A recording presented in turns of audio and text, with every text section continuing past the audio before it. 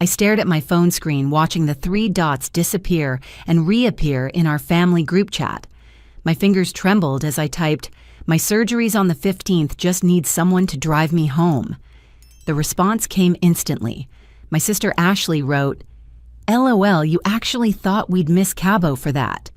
Mom added, "Don't guilt us, this trip's been planned for months." I typed back, "My mistake," and set my phone down. They didn't even ask what kind of surgery it was.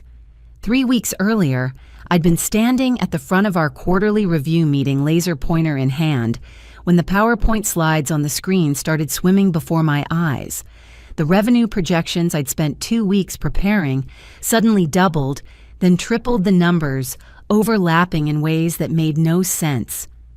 I gripped the edge of the mahogany conference table, hoping nobody noticed my knuckles turning white. "Caitlin, are you all right?" Grace, my assistant manager, had risen halfway from her seat, concern etched across her face. "Just a migraine." I'd managed, though the pain behind my eyes felt different from any headache I'd experienced before. "Let's take a quick break." In the executive bathroom, I'd splashed cold water on my face and stared at my reflection. 32 years old, senior financial analyst at a Fortune 500 company, and something was terribly wrong. The fluorescent lights seemed to pulse and flicker, though I knew they were steady. That afternoon, I'd driven myself to urgent care, then to the emergency room when the doctor there took one look at my dilated pupils and made a phone call. By evening, I was sliding into an MRI machine, the rhythmic banging drowning out my racing thoughts. Dr. Matthews had kind eyes behind wire-rimmed glasses. He'd pulled up the scan results on his computer screen, pointing to a small mass near my optic nerve. "It's a meningioma," he'd explained, his voice gentle but direct. "Benign but growing. We need to remove it before it causes permanent damage to your vision." Benign, such a reassuring word, yet it didn't stop my hands from shaking as I signed the surgical consent forms. "Do you have family who can support you through this?" the nurse had asked, preparing my paperwork. "Of course," I'd replied automatically, "because that's what you say. That's what everyone assumes." Now, 3 weeks later, I scrolled through our family group chat, seeing their excitement building for their Cabo trip. Mom had posted a countdown widget 2 months ago, 60 days until Paradise. Ashley shared photos of the resort, the infinity pool overlooking the ocean, the swim-up bar where she planned to spend most afternoons. Tyler, my younger brother, sent links to deep-sea fishing excursions. I'd watched their plans develop, saying nothing about my diagnosis. Part of me wanted to protect them from worry. Another part, a smaller voice I tried to ignore, wondered if they'd even care. The surgery date Dr. Matthews offered happened to fall during their trip. "We could push it back 2 weeks, he'd suggested, but I'd seen the concern in his eyes. The tumor was pressing more each day. My vision episodes were becoming frequent. "No, the 15th is fine." I told him, thinking surely one of them would offer to delay their vacation by just 1 day, just long enough to drive me home. Grace had noticed my increasing struggles at work. She'd covered for me during presentations, quietly adjusted my computer screen when I squinted at spreadsheets, suggested we move meetings to rooms with softer lighting. "Whatever's going on, I'm here," she'd offered last week. I'd almost told her then. Almost admitted that I'd be having brain surgery while my entire family sipped margaritas on a beach. But admitting it out loud would make it real, would confirm what I'd always suspected, but never wanted to acknowledge. Looking at their response now, Ashley's LOL felt like a slap. Had she really laughed out loud? The thought of me needing them, genuinely amusing Mom's follow-up about not guilting them, stung worse. I hadn't mentioned the word surgery to provoke guilt. I'd simply stated a fact and made a simple request. My mistake indeed. I pulled up the surgery center's website and booked a medical transport. $300 for a ride home. A stranger would pick me up after brain surgery because my family couldn't miss their vacation. I filled out the form listing Grace as my emergency contact. At least someone would answer if the hospital called. The group chat continued buzzing.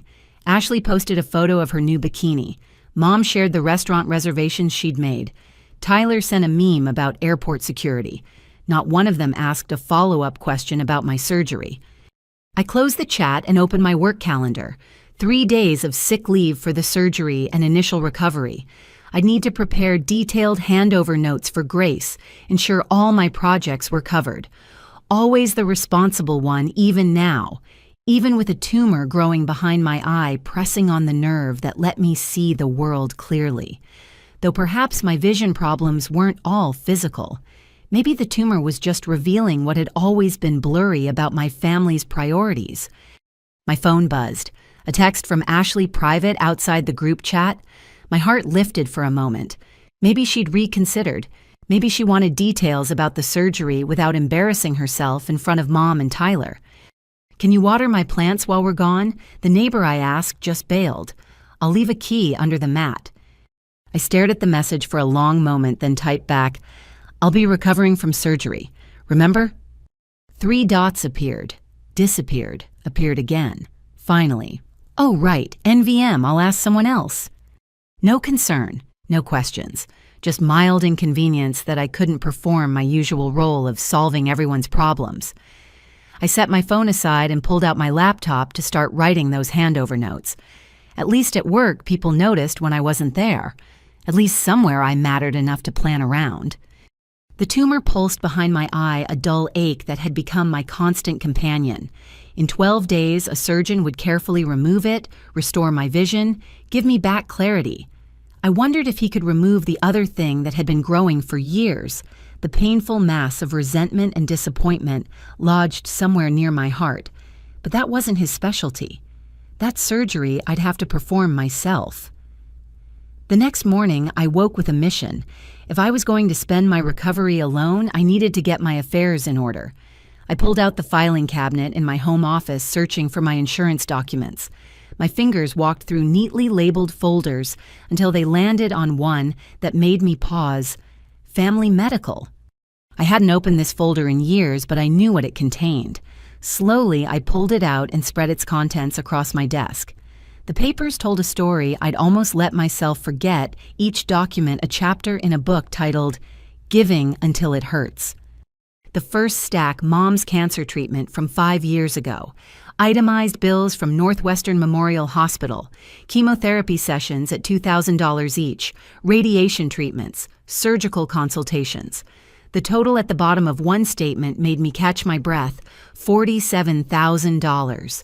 Insurance had covered some, but the gaps, the deductibles, the experimental treatments, insurance wouldn't touch.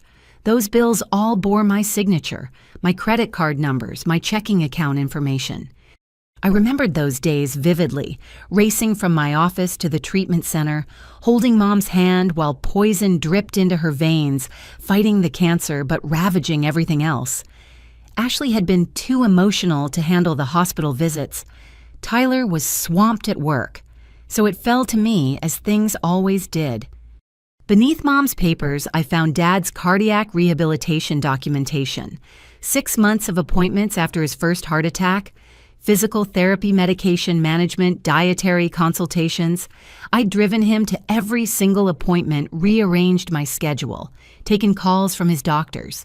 The sticky note in my handwriting was still attached, Tuesday, Thursday, 10 a.m., a Just Peterson meeting. Dad had passed 2 years ago from his second heart attack. It happened fast, no time for rehabilitation or treatment plans. Just a phone call at 3 a.m. and a world that shifted off its axis. Even then, I'd been the one to handle everything. Funeral arrangements, estate paperwork, comforting Mom while Ashley flew in 2 days late and Tyler asked about his inheritance before the burial. I dug deeper into the folder. Ashley's fertility treatments jumped out next. 3 rounds of IVF at $15,000 each. "Please, Caitlin," she'd sobbed over the phone. "Brad's insurance doesn't cover it, and we've already spent our savings on the first attempt." I'd liquidated my retirement account, sent the check without hesitation because that's what family does. Now, Ashley had 3 beautiful children who called me Aunt Katie, though I usually only saw them in Christmas card photos. At the bottom of the pile, a thicker folder that made my stomach clench. Tyler's gambling debts. $30,000 paid to various creditors to save him from bankruptcy, to keep his house from foreclosure. He'd promised to pay me back, swore he'd get help. That was 4 years ago. Last I heard, he'd been promoted at his firm, bought a new truck, taken his girlfriend to Vegas. The irony of that last part wasn't lost on me. I picked up my phone and scrolled to my cousin Sarah's number. She lived in Portland now, had built a life 3,000 miles away from our family drama. Her voice was groggy when she answered, the time difference meaning I'd caught her just waking up. "Sorry for calling so early," I began, but she cut me off. "Caitlin, what's wrong? You never call this early unless someone's in the hospital." The accuracy of that statement hit hard. Actually, I will be. In the hospital, I mean. Brain surgery on the 15th. Silence. Then, oh my God, how bad. What can I do? Do you need me to fly out? Tears pricked my eyes. The first person to offer help, and it was someone I talked to maybe twice a year. "It's benign. I'll be okay. I was going through old papers and found all this stuff from when Mom was sick. Do you remember when I turned down that job in Seattle? The Amazon position." Of course I remember.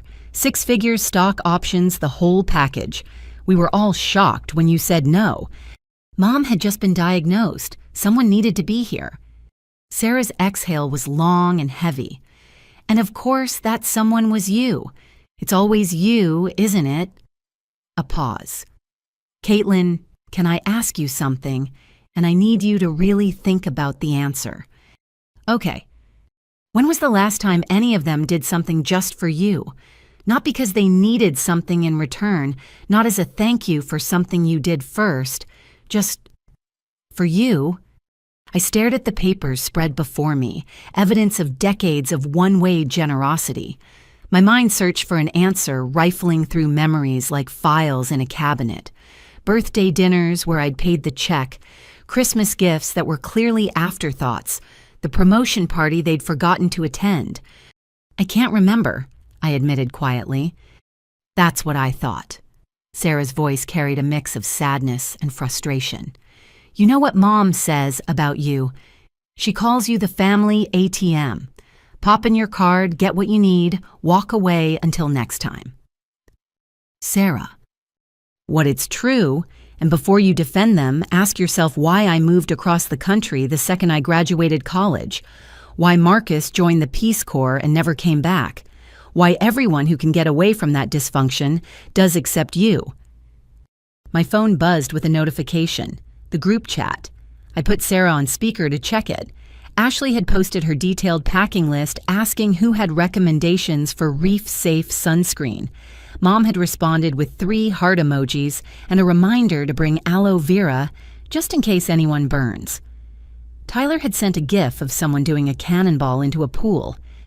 "They're going to Cabo," I told Sarah. "During my surgery, I asked if someone could drive me home after and they laughed." "They what?" Ashley literally wrote LOL, like the idea of missing their vacation to help me was genuinely funny. "Please tell me you're not still planning to water her plants." A surprise laugh escaped me, the first genuine one in weeks. "She already asked. I told her I'd be recovering." "Good. Small steps." Sarah's tone shifted, became more serious. "Caitlin, I know you don't want to hear this, but maybe this is a blessing. Maybe this surgery is about more than removing a tumor. Maybe it's about finally seeing clearly who deserves to be in your life." After we hung up, I sat surrounded by the financial evidence of my role in the family, the caregiver, the problem solver, the one who never said no. Each receipt and invoice represented a piece of myself I'd given away expecting nothing in return, because that's what good daughters, good sisters do. But Sarah was right. My cousins had seen what I'd been blind to. They'd protected themselves by leaving. I'd stayed thinking proximity meant love, that being needed meant being valued. The tumor behind my eye had blurred my vision, but maybe the real impairment had been there all along. I gathered the papers, returning them to their folder. In 10 days, Dr. Matthews would remove the growth that threatened my eyesight, the growth that had been stealing my clarity one day at a time. I wondered if recovering from surgery might give me the distance I needed to address the other thing that had been slowly robbing me of perspective. My laptop chimed with an email from work. Grace sending a funny meme about Excel spreadsheets with a note, "Thought you could use a laugh." Also, I've cleared my calendar for the 15th through 17th, just in case you need anything. Just in case I need anything. From someone I'd worked with for 2 years, not someone I'd shared DNA with for 3 decades. I looked back at the family group chat now discussing whether the resort's pool bars accepted cash or were card only. Not one message asking about my surgery type, the risks, the recovery time. Nothing. I closed the chat and opened a new document on my laptop. At the top, I typed, "Post-surgery recovery plan." If my family had taught me anything, it was how to take care of things myself. The only difference now was that the person I'd be taking care of would finally be me. 3 days before surgery, I sat in my living room with a checklist that would make a wedding planner envious. Every detail of my solo recovery had been meticulously arranged. The medical transport was confirmed for pickup at 11:30 on surgery day.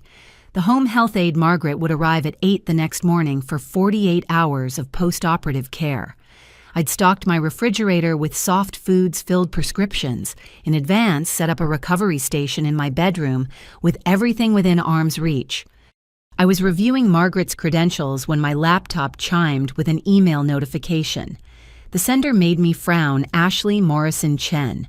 Strange Ashley never emailed me, preferring texts for plant watering requests and group chat messages for everything else. I clicked open the message and immediately wished I hadn't.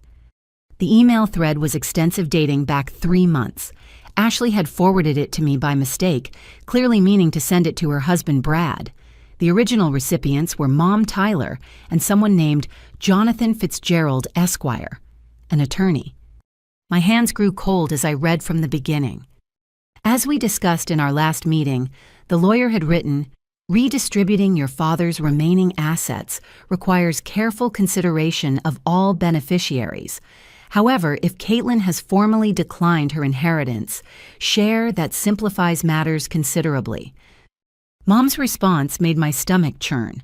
She insisted I keep everything after Robert passed, said she didn't need it, that I should be comfortable. We have it in writing. Tyler had chimed in. Good, someone without kids doesn't need a family trust anyway. What's she gonna do? Leave it to her cats? She doesn't have cats, Ashley had corrected. She doesn't have anything except that job she's married to. Besides, we have actual families to think about. College funds, mortgages, real expenses. The thread continued with discussions of property valuations, investment accounts I didn't even know existed, and a timeline for restructuring that coincidentally aligned with Mom reaching an age where she could access certain retirement funds without penalty. But the worst part came near the end in an exchange from just last week. Tyler thinks she suspects anything. Mom Caitlin. She's too busy playing Mother Teresa at work to notice. Did you know she volunteers at the hospital on Sundays? Like she doesn't already give enough away for free. Ashley. LOL, right? Remember when she wanted to go to the Grand Canyon for that meditation retreat or whatever we scheduled Cabo the same week. She'll never figure out it was on purpose. Tyler, $20 says she offers to drive us to the airport. Ashley. You're on. I bet she'll be too busy with some work crisis she invented to seem important. My vision blurred, and for once, it wasn't the tumor. They'd known about my vacation request. They'd deliberately scheduled their trip to conflict with it. The cruelty was intentional, calculated, discussed, and laughed about behind my back. I forced myself to read the final exchange dated just yesterday.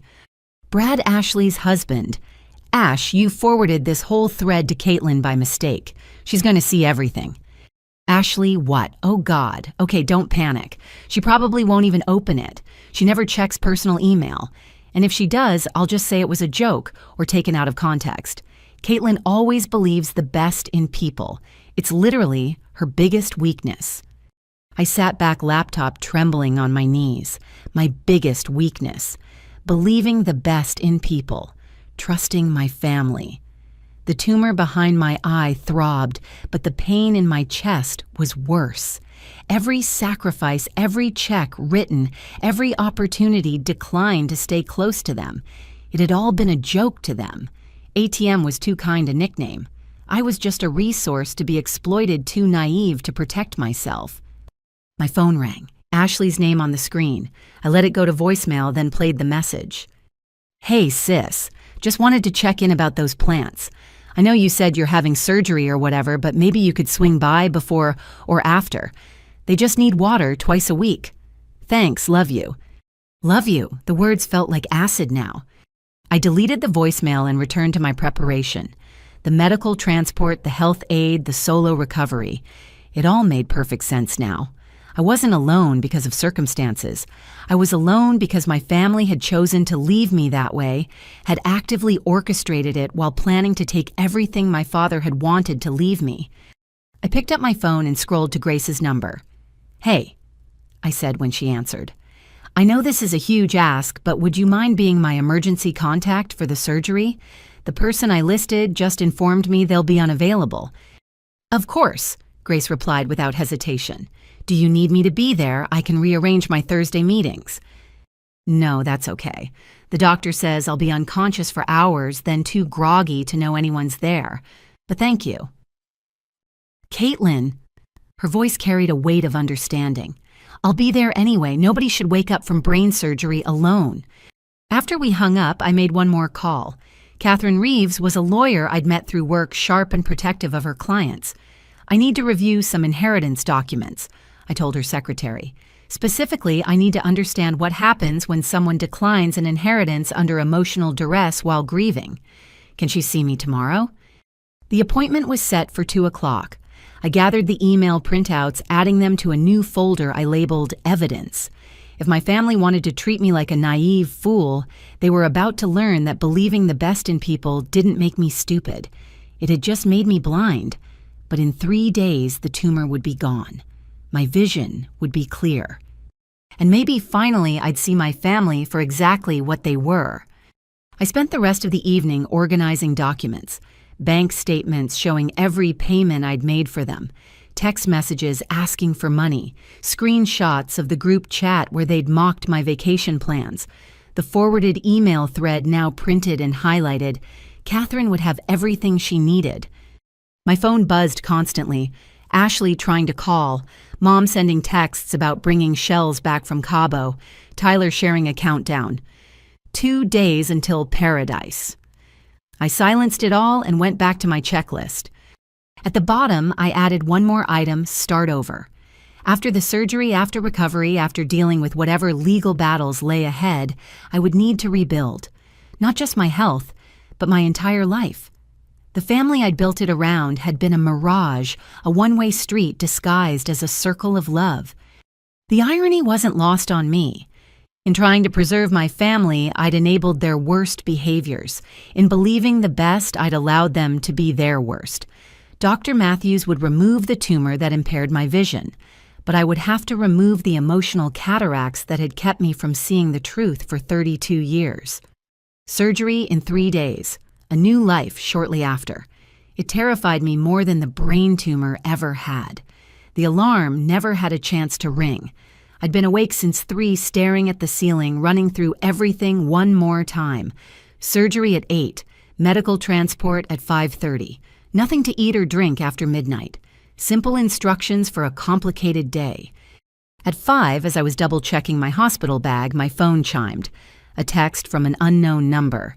"I know about your surgery. Check your porch." My security system showed no one outside, but there on the welcome mat sat a small wicker basket. I retrieved it cautiously, bringing it into the light of my kitchen. Inside lavender aromatherapy oil, a playlist titled Peaceful Healing. On a USB drive, organic lip balm, fuzzy socks with Brave, written on the soles, and a handwritten note on cream cardstock. "You're braver than you know, stronger than you believe. Someone is thinking of you today. A friend who understands." No signature, no identifying marks. The handwriting was unfamiliar, careful cursive that could have belonged to anyone. I held the note, reading it 3 more times. Someone new. Someone cared enough to leave comfort for a stranger facing surgery alone. I tucked the items into my hospital bag, keeping the note in my pocket, a talisman from an anonymous guardian angel. The medical transport arrived precisely at 5:30. The driver, an older gentleman named Carl, helped me into the van with practiced kindness. "Northwestern Memorial," he confirmed. "Big day, huh?" "Brain surgery," I said, surprising myself with the admission. "Well then, let's get you there safe and sound. My daughter had brain surgery last year. Scariest thing we ever went through, but look at her now, training for a marathon." He chatted gently during the drive, sharing stories about his daughter's recovery, filling the silence I hadn't realized I'd been dreading. As we pulled up to the surgical entrance, he patted my hand. "You got anyone waiting for you?" "They're running late," I lied smoothly. "Well, you take care now. Dr. Matthews right, he's the best. Fix my daughter right up." Inside, the pre-op routine began. Forms to sign, wristbands to confirm, IV lines to insert. I changed into the hospital gown, folded my clothes neatly, placed my phone on top. 6:45. Might as well check one last time. The group chat had been active all night. Ashley posted a sunrise photo from the plane. Mexico-bound mimosas at 30,000 feet. Mom added prayer hands and a heart emoji, nothing else. Tyler shared a selfie with his girlfriend, both wearing matching Cabo or Bust t-shirts. I typed one message, "Heading to surgery now, send." The response was immediate. Ashley's beach sunrise photo from earlier, she was reposting it. "Missing you, wish you were here." Mom added more prayer hands. That was it. No questions, no concern, no last-minute change of heart. Caitlin Morrison. A nurse in purple scrubs smiled warmly. "I'm Patricia. I'll be with you through prep. How are you feeling?" "Ready?" I said, placing my phone in the bag. "Good. Any family we should update during the procedure." "They're traveling. My emergency contact is Grace Chen. She's running late." Another lie, but easier than the truth. Patricia's expression softened with understanding. "Well, we'll take excellent care of you. Dr. Matthews is reviewing your scans now. The anesthesiologist will be in shortly to go over everything." She bustled around, adjusting my IV checking monitors, her movements efficient but gentle. First brain surgery. I had my appendix out in college." "Well, this one's easier. You'll sleep right through it. Wake up with a smaller headache than you probably have now from that tumor." Dr. Matthews arrived at 7:30, marked my forehead with a purple pen, reviewed the procedure once more. The tumor was accessible, shouldn't require disturbing much tissue. 4 to 6 hours depending on what they found. Risks included vision changes, possible speech impacts, typical surgical complications. I signed the final consent. "Any last questions?" he asked. "The recovery, I've arranged home health care. That's sufficient." His brow furrowed slightly. "For the first few days, yes, but you'll want family or friends checking in. Brain surgery can be disorienting. Having familiar faces helps." "Of course, they're just delayed. Travel complications." The lie came so easily now, a protective shield against pity or judgment. The anesthesiologist arrived next, a cheerful woman who explained the process while injecting something into my IV that made the edges of everything soften. "Count backward from 10 when you're ready," she said. Patricia squeezed my hand. "I'll be here when you wake up." I thought of the anonymous note in my pocket. Someone thinking of me. Grace probably already in the waiting room despite my protests. Carl the driver telling his daughter about the brave woman he'd driven that morning. 10. I began thinking of the tumor that would soon be gone. 9. For the vision that would clear. 8. For the family that had chosen Cabo over caring. 7. For the truth I'd finally seen. 6. For the lawyer who'd help me reclaim what was mine. 5. For the new life waiting after recovery. 4. For Grace and Patricia and strangers who showed more kindness than blood. 3. For the strength I'd found in solitude. 2. For the clarity that comes from cutting away what poisons you. 1. I whispered and let the darkness take me. carrying with it the weight of being the family giver, the eternal provider, the one who never said no. Somewhere above the anesthesia, I floated in dreams.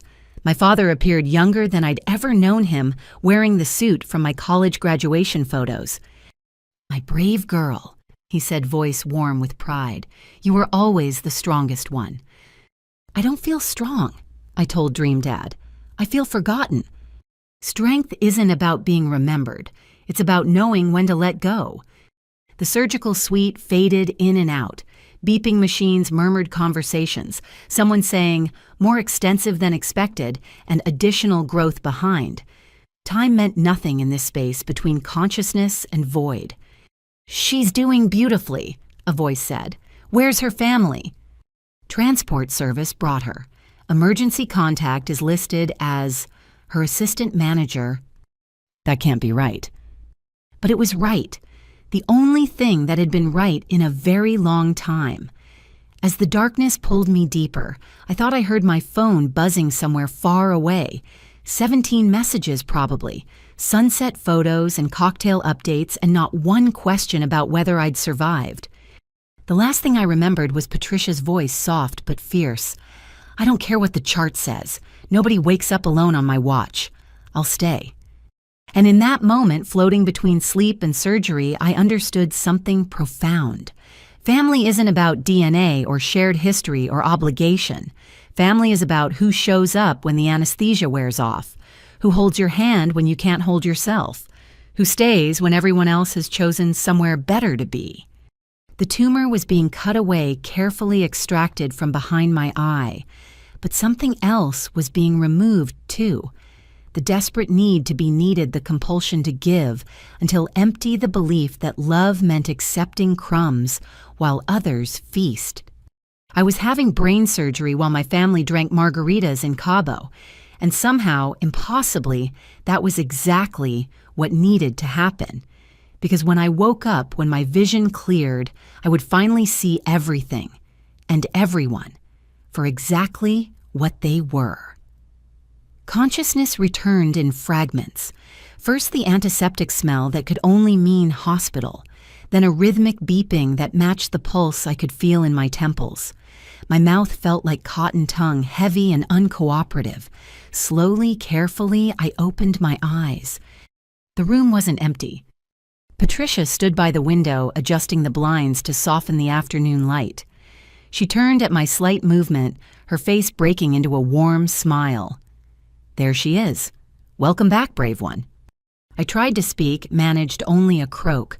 Patricia was beside me instantly with a cup of ice chips. "Small amounts. Your throat's probably sore from the breathing tube. How's your pain level?" I held up 3 fingers. Manageable.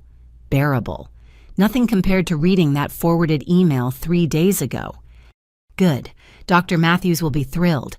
Surgery went even better than expected, though it took a bit longer. You've been out for about 6 hours total." 6 hours. In Cabo time, that meant my family had probably finished their welcome cocktails unpacked in their ocean view suites, posted a dozen photos of paradise. I wondered if any of them had thought to check their messages to see if I'd survived having my skull opened. "There's something else," Patricia said, pulling a chair close to my bed. Her expression had shifted, carrying weight beyond medical updates. "Before you went under, I noticed your emergency contact situation. It bothered me all morning." She reached into her scrub pocket and pulled out an envelope. My name was written on it in careful script. "We had a patient last month, Eleanor Hartley. 91 years old, sharp as a tack. Brain surgery, just like you, though hers was more complicated. No family, no visitors, except..." Patricia paused, studying my face. "Every Sunday, a young woman would come to the recovery ward. She'd bring flowers, not for anyone specific, just for whoever needed them most. She'd sit with patients who had no one. Read to them, help them write letters, just cared." My chest tightened. Those Sunday visits were my secret ritual, my way of balancing the universe. For every $1 I gave my ungrateful family, I gave an hour to strangers who needed connection. Eleanor was enchanted by this woman, asked about her constantly, the mystery visitor who remembered the forgotten. Patricia handed me the envelope. Before Eleanor passed last week, she left this with specific instructions. She made me promise to give it to Caitlin Morrison when she came in for her surgery. She knew about your tumor somehow, said she'd overheard you talking to another patient about it. My hands trembled as I opened the envelope. Inside 2 sheets of paper, the first a handwritten letter in shaky but determined cursive. Dear Caitlin, you don't know me, though. I feel I know you. For 8 Sundays you sat by my bed. You brought daisies because the nurse mentioned I grew them in my garden 70 years ago. You read me poetry when my eyes were too weak. You held my hand through the fear. I asked about you. Learned you visit every week, bringing light to those of us whose families have forgotten or forsaken. I wondered what kind of person gives so freely to strangers. Then I learned about your family. Always taking, never giving. Always needing, never seeing. I was like you once, gave everything to people who gave nothing back. It took me 90 years to learn what I hope you'll discover. Sooner the family we choose is more real than the family we're born to. I have no children, no relatives who remember my name, but I had you for 8 Sundays. That was more family than I'd felt in decades. The second page explains my final gift. Use it to choose yourself for once. With love and admiration, Eleanor Hartley. The second page was a legal document, a bequest notification from the law offices of Hartley and Associates. Eleanor Hartley had left me $50,000 and a note at the bottom in what looked like a lawyer's handwriting. Mrs. Hartley insisted this note be included for the woman who remembers the forgotten so she might remember herself. Tears ran down my face, stinging the surgical tape on my forehead. I'd brought flowers to a stranger, and she'd left me a future. My family had laughed at my surgery needs. A woman I'd known only in her final weeks had planned for my recovery before I even knew I'd need it. She talked about you constantly, Patricia said softly, handing me tissues. How you'd spend entire afternoons here moving room to room. The candy striper without the uniform, she called you. Said you had the kindest eyes she'd ever seen. I never told her my last name. I whispered voice, rough but functional. She was a retired judge, still had connections. Asked her son to find out who the Sunday Flower Girl was. He owns this hospital, actually. Judge William Hartley. He was estranged from his mother for 20 years. Some family dispute about money, imagine that. But when he learned about you, about what you'd done for her, he tried to reconcile. She agreed to see him, but only to arrange this bequest. Said you'd shown her more daughterly love than he'd shown in decades. Patricia checked my IV, adjusted the blanket over my legs. He wanted to meet you, but Eleanor forbade it. Said the gift should be pure, no strings or expectations. Just one woman who understands loneliness helping another. My phone sat on the bedside table. Patricia must have retrieved it from my belongings. The screen showed 23 notifications. I could imagine them all. Beach photos, restaurant check-ins, sunset cocktails. Look what you're missing. Wish you were here. Having the time of our lives. Your assistant is in the waiting room, Patricia added. Grace. She's been here since dawn. Should I send her in? I nodded, then caught Patricia's hand. Thank you for staying, for caring. Honey, I've been a surgical nurse for 20 years. I've seen every kind of family. The ones who camp in the waiting room, the ones who show up late, the ones who don't show up at all. But I've never seen someone wake up from brain surgery to find out a stranger left them a fortune because they were the only one who showed kindness. That tells me everything I need to know about who deserves to be surrounded by love and who's been surrounded by users. She left to get Grace, and I held Eleanor's letter against my chest. The money was overwhelming, but the recognition was everything. Someone had seen me. Not the ATM, not the family problem solver, not the reliable Caitlin who never said no. Eleanor had seen the woman who brought flowers to strangers because she understood what it felt like to be forgotten. Grace burst in, eyes red with worry and relief. Oh, thank God. I've been wearing a hole in the waiting room carpet. How do you feel? What did the doctor say? I brought your favorite tea, But they said you can't have it yet, so I drank it, but I can get more." She paused, her rambling took in my tear-stained face. "Caitlin, what's wrong? Is it bad news? The surgery?"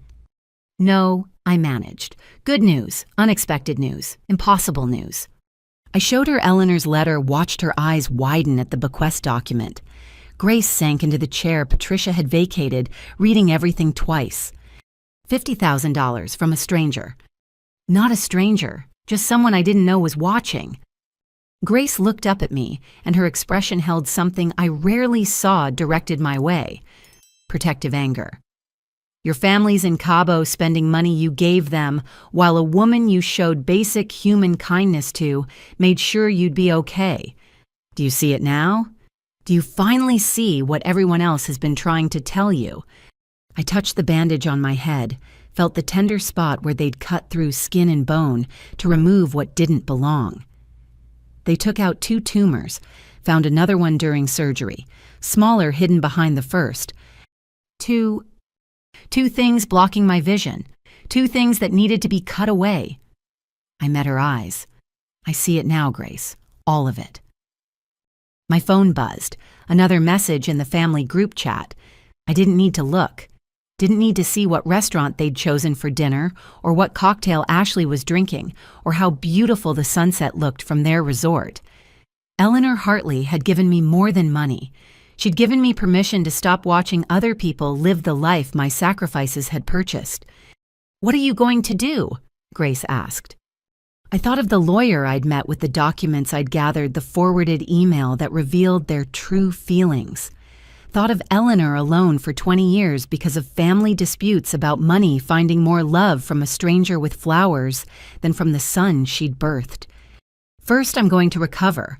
Then I'm going to remember myself. Grace squeezed my hand. About time. Outside my window, Chicago stretched toward Lake Michigan, afternoon sun glinting off windows like scattered diamonds. Somewhere in Mexico, my family was toasting their vacation. Here in this hospital room, surrounded by chosen family. Patricia checking in every hour, Grace refusing to leave Eleanor's spirit in every word of her letter. I was exactly where I belonged. The tumors were gone. My vision was clearing. And for the first time in 32 years, I could see my worth measured in something other than what I could give away. I must have drifted off after Grace left to grab dinner because suddenly I was back in the operating room counting backward from 10. But this time, I could hear everything, see everything, while somehow also floating above my body on the table. "Wait, hold on," Dr. Matthews' voice sharp with concern. "There's something else here. Look at this scan." The monitors around my surgical site glowed with images of my brain, and even from my strange suspended viewpoint, I could see what had caught his attention. Behind the primary tumor, partially hidden like a shadow behind a mountain, lurked another mass. "Should we proceed?" This from another surgeon, someone I didn't recognize. "We didn't consent her for additional—" "We can't leave it." Dr. Matthews' tone brooked no argument. "See how it's wrapped around the optic nerve. If we take the primary but leave this, she'll be back within months, maybe weeks, and by then—" He didn't need to finish. By then it might be too late. By then the hidden tumor could steal what the visible one hadn't managed to take. "Call the family," someone suggested. "They should know the surgery will take longer."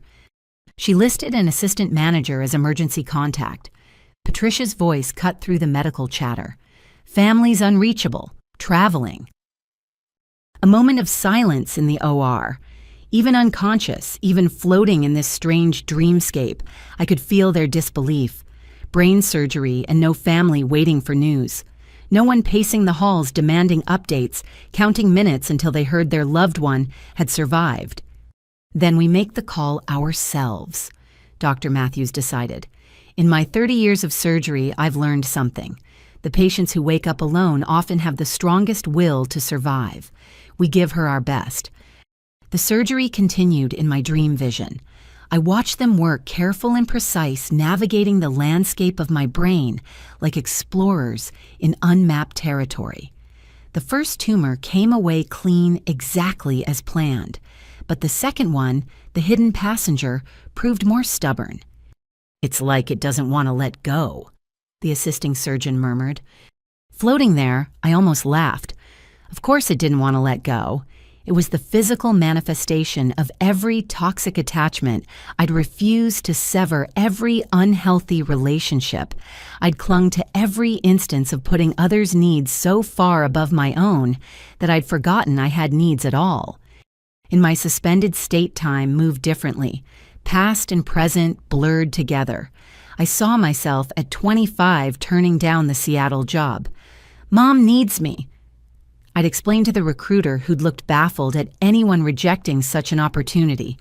I saw myself at 28 emptying my savings for Tyler's rehab that he'd leave after 3 days. At 30 signing loan documents for Ashley's house down payment, telling myself that's what sisters do. "Got it," Dr. Matthews announced, and in my dream I felt something shift. Not just the tumor being lifted away, but something deeper. A weight I hadn't realized I'd been carrying removed along with the damaged tissue. "She's going to have one hell of a headache when she wakes up," someone said. "But she's going to wake up," Patricia responded. "And see clearly. That's what matters." The scene shifted and suddenly I was in a different room. Not the OR, but somewhere softer, dimmer. My father sat beside me looking exactly as he had the last Christmas before his heart attack. Healthy, whole, wearing the ridiculously ugly sweater Tyler had given him as a joke. "There's my girl," he said, though his lips didn't move. In dreams, apparently, we communicate soul to soul. Though you're not really mine, you never were. Always belonged to yourself, even when you forgot. "Dad, Shh. He held up a hand. "I know what you're going to say. That you should have done more, been there more, saved me somehow. But sweetheart, you can't save people who won't save themselves. Not me from my cigarettes and stress. Not your mother from her bitterness. Not Ashley from her selfishness. Or Tyler from his demons." "Then why did you leave me with them?" His expression grew sad. "Because I was selfish too. Easier to let you handle everything than admit I'd raised 2 children who only knew how to take. Your mother and we failed Ashley and Tyler by never saying no, but we failed you worse by watching you give everything and never teaching you how to stop." The room began to fade around us. Dad was fading too, becoming translucent like morning mist. "But you figured it out, didn't you? That's why you're here having surgeons cut away what doesn't belong. Just promise me something." "Anything. When you wake up, when you can see clearly, don't let guilt make you blind again. They'll try, you know. The moment they realize the well has run dry, they'll come with buckets of shame and manipulation. Don't let them." "Dad, wait." But he was gone, and I was rising, floating up through layers of consciousness like a deep sea diver returning to the surface. Voices grew clearer, real voices, not dream echoes. "Response is good. Pupils are reactive. Caitlin, can you hear me?" I could. I could hear everything. The monitor beeping. Patricia murmuring encouragement. Someone else further away saying something about successful removal of both masses. Both. They'd found 2 tumors and taken them both. No wonder the surgery had stretched to 7 hours. "Family," I managed to croak. "Your assistant Grace is here. Has been all day. Should I—" "No." The word came out stronger than I expected. "My family. Did they—" Patricia's hesitation told me everything. "There have been no calls from your emergency contact list, but Grace has been checking in every hour, and there's a gentleman Carl says he drove you this morning. He dropped off flowers and a card from his daughter. Strangers, acquaintances, people I'd known for months or minutes showing more concern than the people I'd shared decades with. If I could have laughed without my head exploding, I would have." "There were complications." Dr. Matthews' voice closer now. "We found a second tumor during surgery. Smaller, but positioned in a way that would have caused significant problems if left untreated. We made the decision to remove it. I hope—" "Thank you." 2 words carrying more gratitude than I could express. He'd found what was hidden, cut away what I couldn't see, given me a chance at clarity I didn't even know I needed. Recovery will be a bit longer, he continued. The surgery was more extensive, but both tumors were benign and we achieved complete removal. Your prognosis is excellent. Excellent. Such a clinical word for such a monumental change. 2 invaders in my brain secretly stealing my sight, now gone. I wondered if there was a surgery to remove the emotional equivalents, the guilt tumors, the obligation lesions, the malignant need to be needed that had metastasized through 32 years of life. Rest now, Patricia soothed. Real healing starts when you stop fighting. As I drifted back toward sleep, I thought about hidden tumors, the ones that grow in shadows undetected until something forces us to look deeper. My family had been scheduled for Cabo for months, but they'd been gone much longer than that. Hidden behind the primary dysfunction growing in the shadows of obligation and guilt, nurtured by my inability to see what everyone else apparently knew. But Dr. Matthews had found them both, cut them both away, and when the bandages came off, when the swelling went down, when my vision cleared completely, I would finally see what had been there all along. Not the family I'd wished for, sacrificed, for emptied myself for, but the truth sharp and clear as surgical steel. The machines sang their electronic lullabies. Somewhere my phone held messages I didn't need to read. Somewhere else, much further away, my family raised glasses in a country I'd never visit on a vacation I'd helped pay for. And here, in a hospital room that smelled like antiseptic, and hope I began the long journey back to myself. 2 tumors down. How many more to go? True consciousness returned slowly like developing film in a dark room. First awareness of sound, not the sharp medical voices from surgery, but softer conversations, the rustle of papers, quiet typing on a laptop keyboard.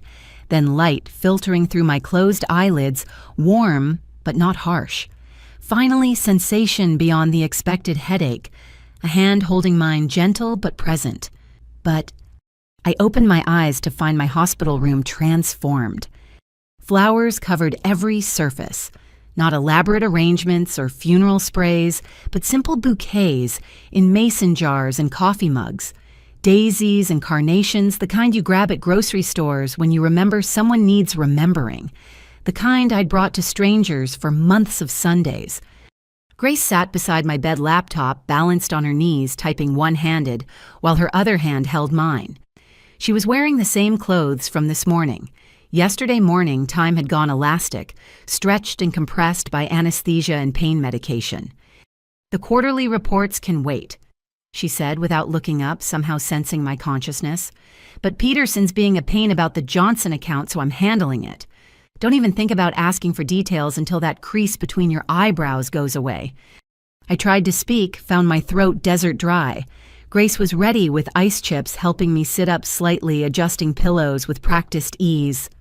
Before you ask, it's Saturday afternoon. Your surgery was yesterday morning. You've been in and out for about 30 hours. And yes, I've been here the whole time, so don't start with the guilt. My couch at home is lumpy anyway. The flowers? Ah, that. Grace gestured around the room with obvious pleasure. Word got out. Don't ask me how. But around 10 this morning, they started arriving. John from the loading dock brought those roses. Said you're the only executive who knows his grandkids' names.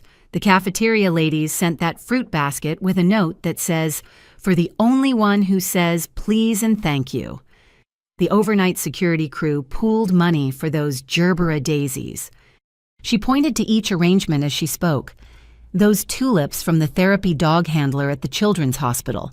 Apparently you always carry treats for her golden retriever. The orchid is from the parking attendant whose daughter you tutored in math. I had no idea you were tutoring anyone's daughter in math. Neither had my family. They'd never asked how I spent my evenings, my weekends, my lunch hours.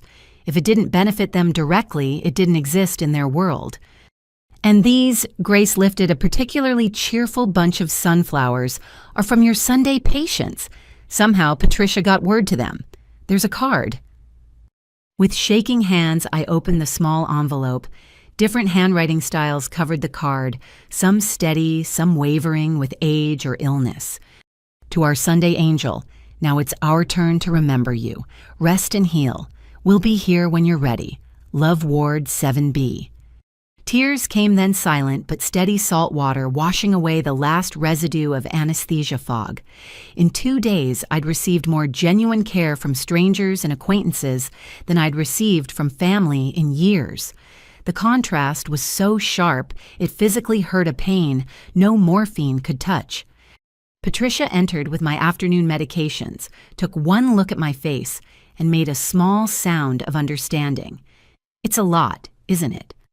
Finding out how many people actually see you. She checked my vitals with gentle efficiency. Your numbers look good. Pain level 4, I admitted, maybe 5.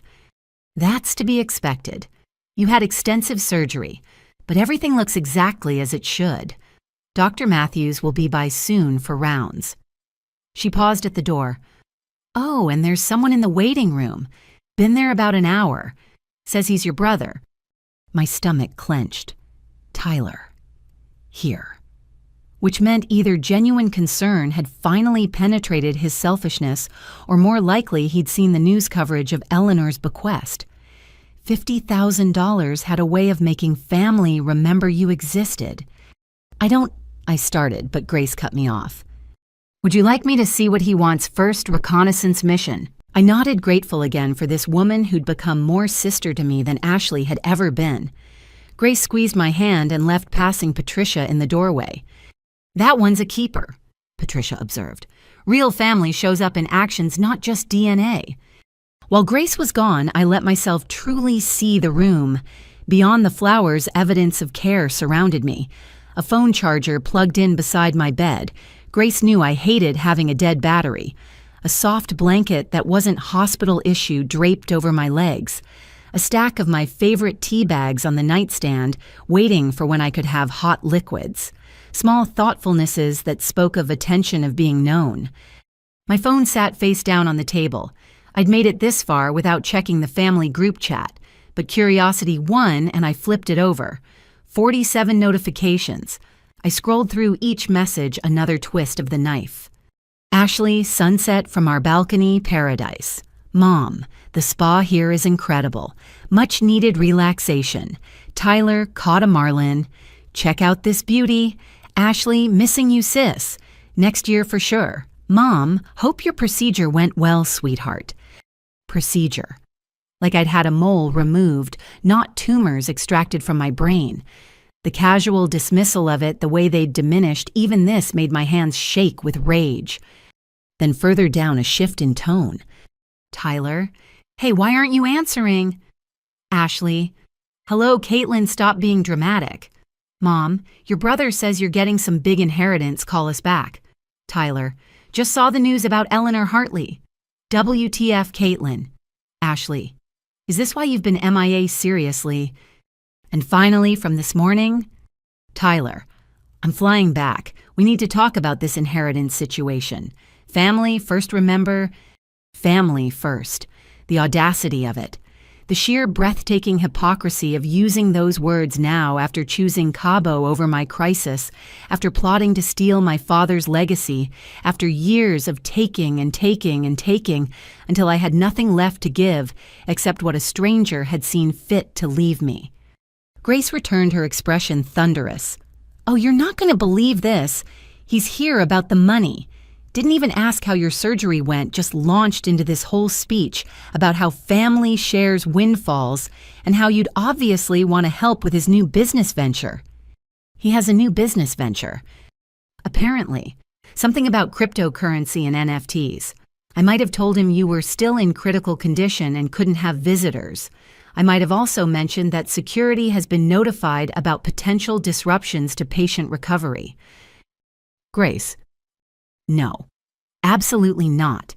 You just had brain surgery, literal brain surgery, and he's here with his hand out. I don't think so. She settled back into her chair, protective fury radiating from every line of her body. Patricia agreed, by the way, said she'd handle it. As if summoned, Patricia reappeared. Your brother has been encouraged to leave.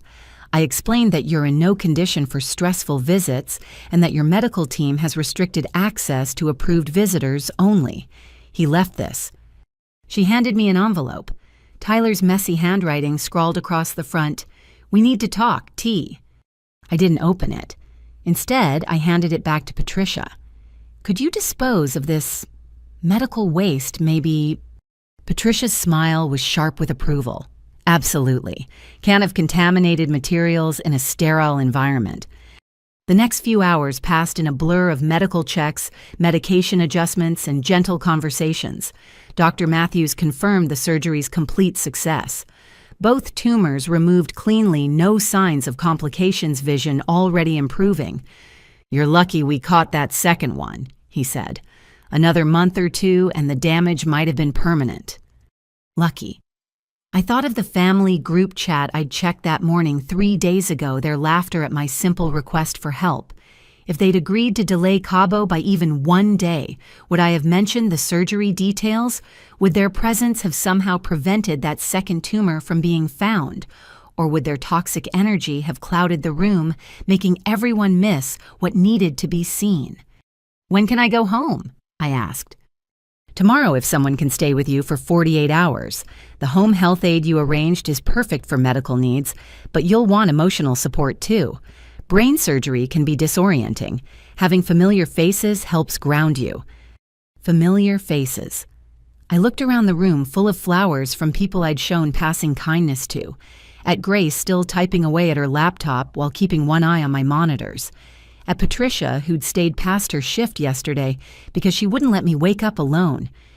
These were my familiar faces. The ones who showed up without being asked, who gave without keeping score, who saw me as more than a resource to be drained. My family was in Cabo, probably on their 3rd round of margaritas by now, but I wasn't alone. I'd never been alone. I'd just been looking for love in the wrong DNA. "I'll have someone," I told Dr. Matthews, and for the first time in my life, I knew it was true. Sunday morning brought Margaret the home health aide I'd hired, but she wasn't alone. Grace arrived simultaneously, arms full of supplies and determination. "I've rearranged my entire week," Grace announced, setting up what looked like a mobile office in my living room.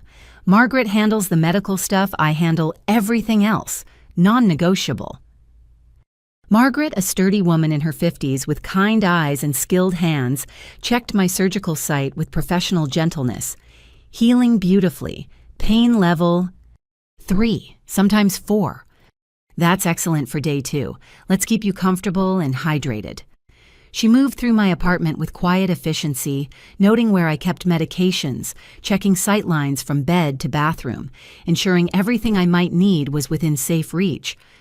Grace had pulled out a thick folder spreading papers across my coffee table, with the focus she usually reserved for million-dollar accounts. "Okay, so while you were unconscious, I might have done some digging." "Grace, just hear me out." She held up the forwarded email from Ashley, the one revealing their plans to cut me out of Dad's remaining estate. "This is fraud, Caitlin, like actual legal fraud. Your mom accessing accounts in your name. That's identity theft. The 3 of them conspiring to hide assets while you were grieving, there are laws against that." I settled carefully onto my couch, head still tender but mind increasingly clear. "It's fine. I don't want their money." "No, it's not fine." Grace's voice carried an edge I'd rarely heard. "And it's not their money. It's yours. Your dad left it to you, just like Eleanor Hartley left you that money. Because people who actually paid attention saw who you really are."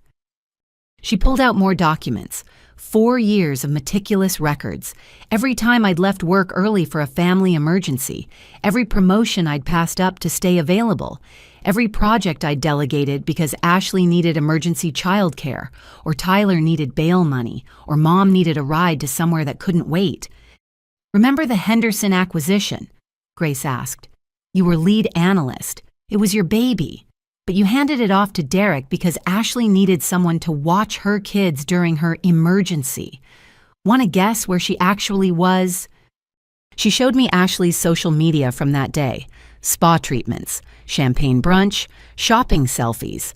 While I'd been explaining to Derek how to present my months of work, my sister had been getting a hot stone massage. Or this one, another document. The weekend you missed the executive leadership retreat because Tyler was in crisis, the retreat where they decided on the new VP of Finance. She showed me Tyler's posts from that weekend. Las Vegas, poker tables, showgirls. You didn't get the promotion because you weren't there to advocate for yourself, because you were home waiting for a call from a brother who was too busy gambling to remember he'd called you crying. The evidence went on. Receipts for flights I'd missed, conferences I'd skipped, opportunities I'd declined, all sacrificed on the altar of family need. And for each sacrifice, Grace had found the corresponding evidence of betrayal. Beach vacations taken with money I'd lent for emergencies, shopping sprees funded by loans never repaid, luxury purchases made while I was paying their bills. Why, I asked, though I wasn't sure if I was asking Grace or the universe. Why did I let this happen? Because you're good. Grace's answer was simple. Because you believe in family and loyalty and love. Because you have what they lack, a functioning heart. But being good doesn't mean being a doormat. Being loving doesn't mean being used. Margaret, who'd been quietly organizing medications, spoke up. I see this all the time in home health. The givers and the takers, the ones who empty themselves for others and the ones who let them. It's not noble honey, it's just sad. My phone buzzed, Ashley calling. I let it ring through to voicemail, then played the message on speaker. Caitlin, this is ridiculous. Tyler said you're refusing visitors. We're your family. We're flying back early because clearly you're not thinking straight. The surgery must have affected your judgment. We'll be there by tonight. And we need to talk about this Eleanor woman and why she left you money. That's just weird, Caitlin. Normal people don't inherit from strangers. See you soon. Absolutely not, Grace said, already pulling out her phone. What's your building security number? While she handled that, I looked at the papers spread before me. 4 years of documentation, but really it was 32 years of pattern. Me giving them taking, me sacrificing them benefiting, me struggling alone while they vacationed together on my dime. I consulted a lawyer, Grace admitted. My cousin Catherine Reeves. She says you have a strong case. Fraud, elder, financial abuse, identity theft. Your mom's been signing your name on documents. That's prison time, potentially. Prison. My mother. The woman who'd held my hand through chicken pox, who'd taught me to ride a bike, who'd also apparently been stealing from me while I paid for her lifestyle. She also said something else, Grace continued more gently, about the emotional abuse, the gaslighting, making you feel guilty for having needs while they drained you dry. That's harder to prosecute, but in civil court with all this evidence, they're my family. No. Grace's voice was firm. I'm your family. Patricia, who stayed past her shift, is family. Carl, the driver who brought you flowers. Margaret here, who's making sure you heal. Write the Sunday patients who sent cards. That's family. Those people in Cabo. They're just relatives. There's a difference. My laptop chimed with an email notification. Catherine Reeves, attorney at law. The subject line read, Initial Case Assessment, Morrison Family Fraud. I opened it with trembling fingers. Catherine's assessment was thorough and damning. Based on the forwarded email and Grace's documentation, I had grounds for multiple legal actions. The money my father had set aside for me, the accounts my mother had accessed, the systematic financial abuse disguised as family loyalty. All actionable, all winnable. But more than the legal arguments, one paragraph stood out. Ms. Morrison, in my 20 years of practice, I've seen many cases of family financial abuse. They all share common elements: isolation of the victim, normalization of exploitative behavior, and the manipulation of love and loyalty. What your family has done goes beyond mere selfishness. It represents a calculated pattern of extraction that has cost you not just money, but opportunities, career advancement, and personal growth. The law can recover your financial losses. Only you can recover yourself. She wants to meet tomorrow. Grace said, "after your follow-up with Dr. Matthews." I thought about Eleanor Hartley, alone in her hospital bed, estranged from family over money. But she'd found peace in the end, found connection with a stranger who brought flowers, found clarity about what mattered and what didn't. Her gift wasn't just $50,000, it was permission to choose differently. "Okay," I said, "set up the meeting." Grace smiled, fierce and protective. "That's my girl. Now let Margaret check your vitals while I order lunch, and if your family shows up, they can explain themselves to building security. Doctor's orders were clear. No stressful visitors." As Margaret wrapped the blood pressure cuff around my arm, I caught sight of myself in the hallway mirror. Surgical bandage still wrapped around my head, face pale, but eyes clear. I looked fragile and fierce simultaneously, like someone who'd had important things cut away and was still deciding what to grow in their place. My phone buzzed again. Tyler this time. "This is bullshit, Caitlin. You can't lock out family. We have rights." Rights. They wanted to talk about rights. The right to my money, my time, my energy. The right to drain me dry while giving nothing back. The right to plan Cabo trips during my brain surgery, then cry foul when consequences came calling. I turned the phone face down and let Margaret finish her examination. Tomorrow I'd meet with Catherine. I'd file papers. I'd start the process of reclaiming not just money, but myself. Today I'd rest in the care of chosen family while my DNA relatives scrambled to figure out why the ATM had suddenly stopped dispensing. The tumors were gone. My vision was clearing. And for the first time in 3 decades, I was ready to see my family for exactly what they were. More importantly, I was ready to show them exactly who I'd become. Monday morning, I was settling in for my follow-up appointment with Dr. Matthews when my phone exploded with calls. Ashley, Mom, Tyler. All at once, like they'd coordinated their assault.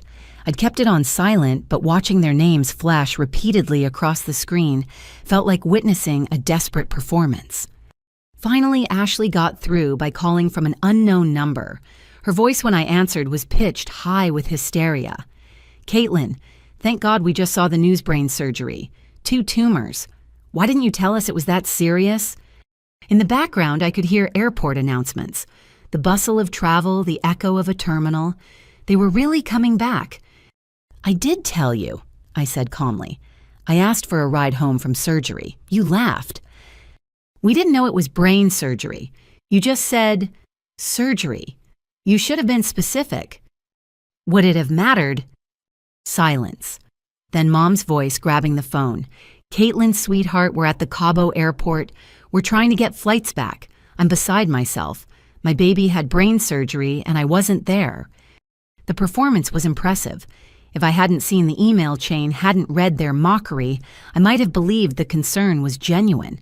But clarity Dr. Matthews had said was a common side effect of tumor removal, and I was seeing everything with crystalline sharpness. "There's no need to come back," I said. "The surgery is over. I'm recovering well." But the news said there were complications. Something about an inheritance, Caitlin. What's going on? Why is Eleanor Hartley leaving you money? How do you even know this woman?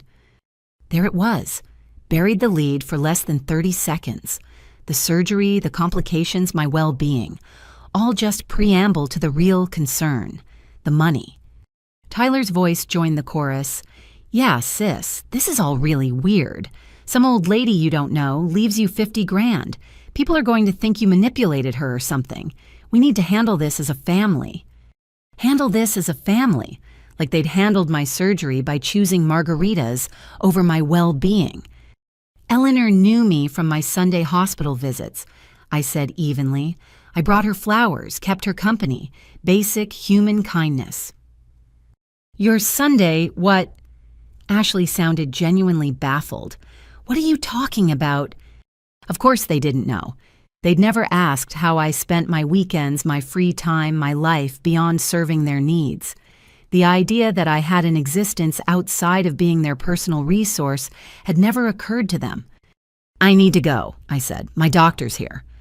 "Wait, Caitlin, we're family. We should be there." "You should be in Cabo," I countered. That trip was planned for months, remember? Don't guilt me. I hung up on Ashley's sputtering and blocked all 3 numbers.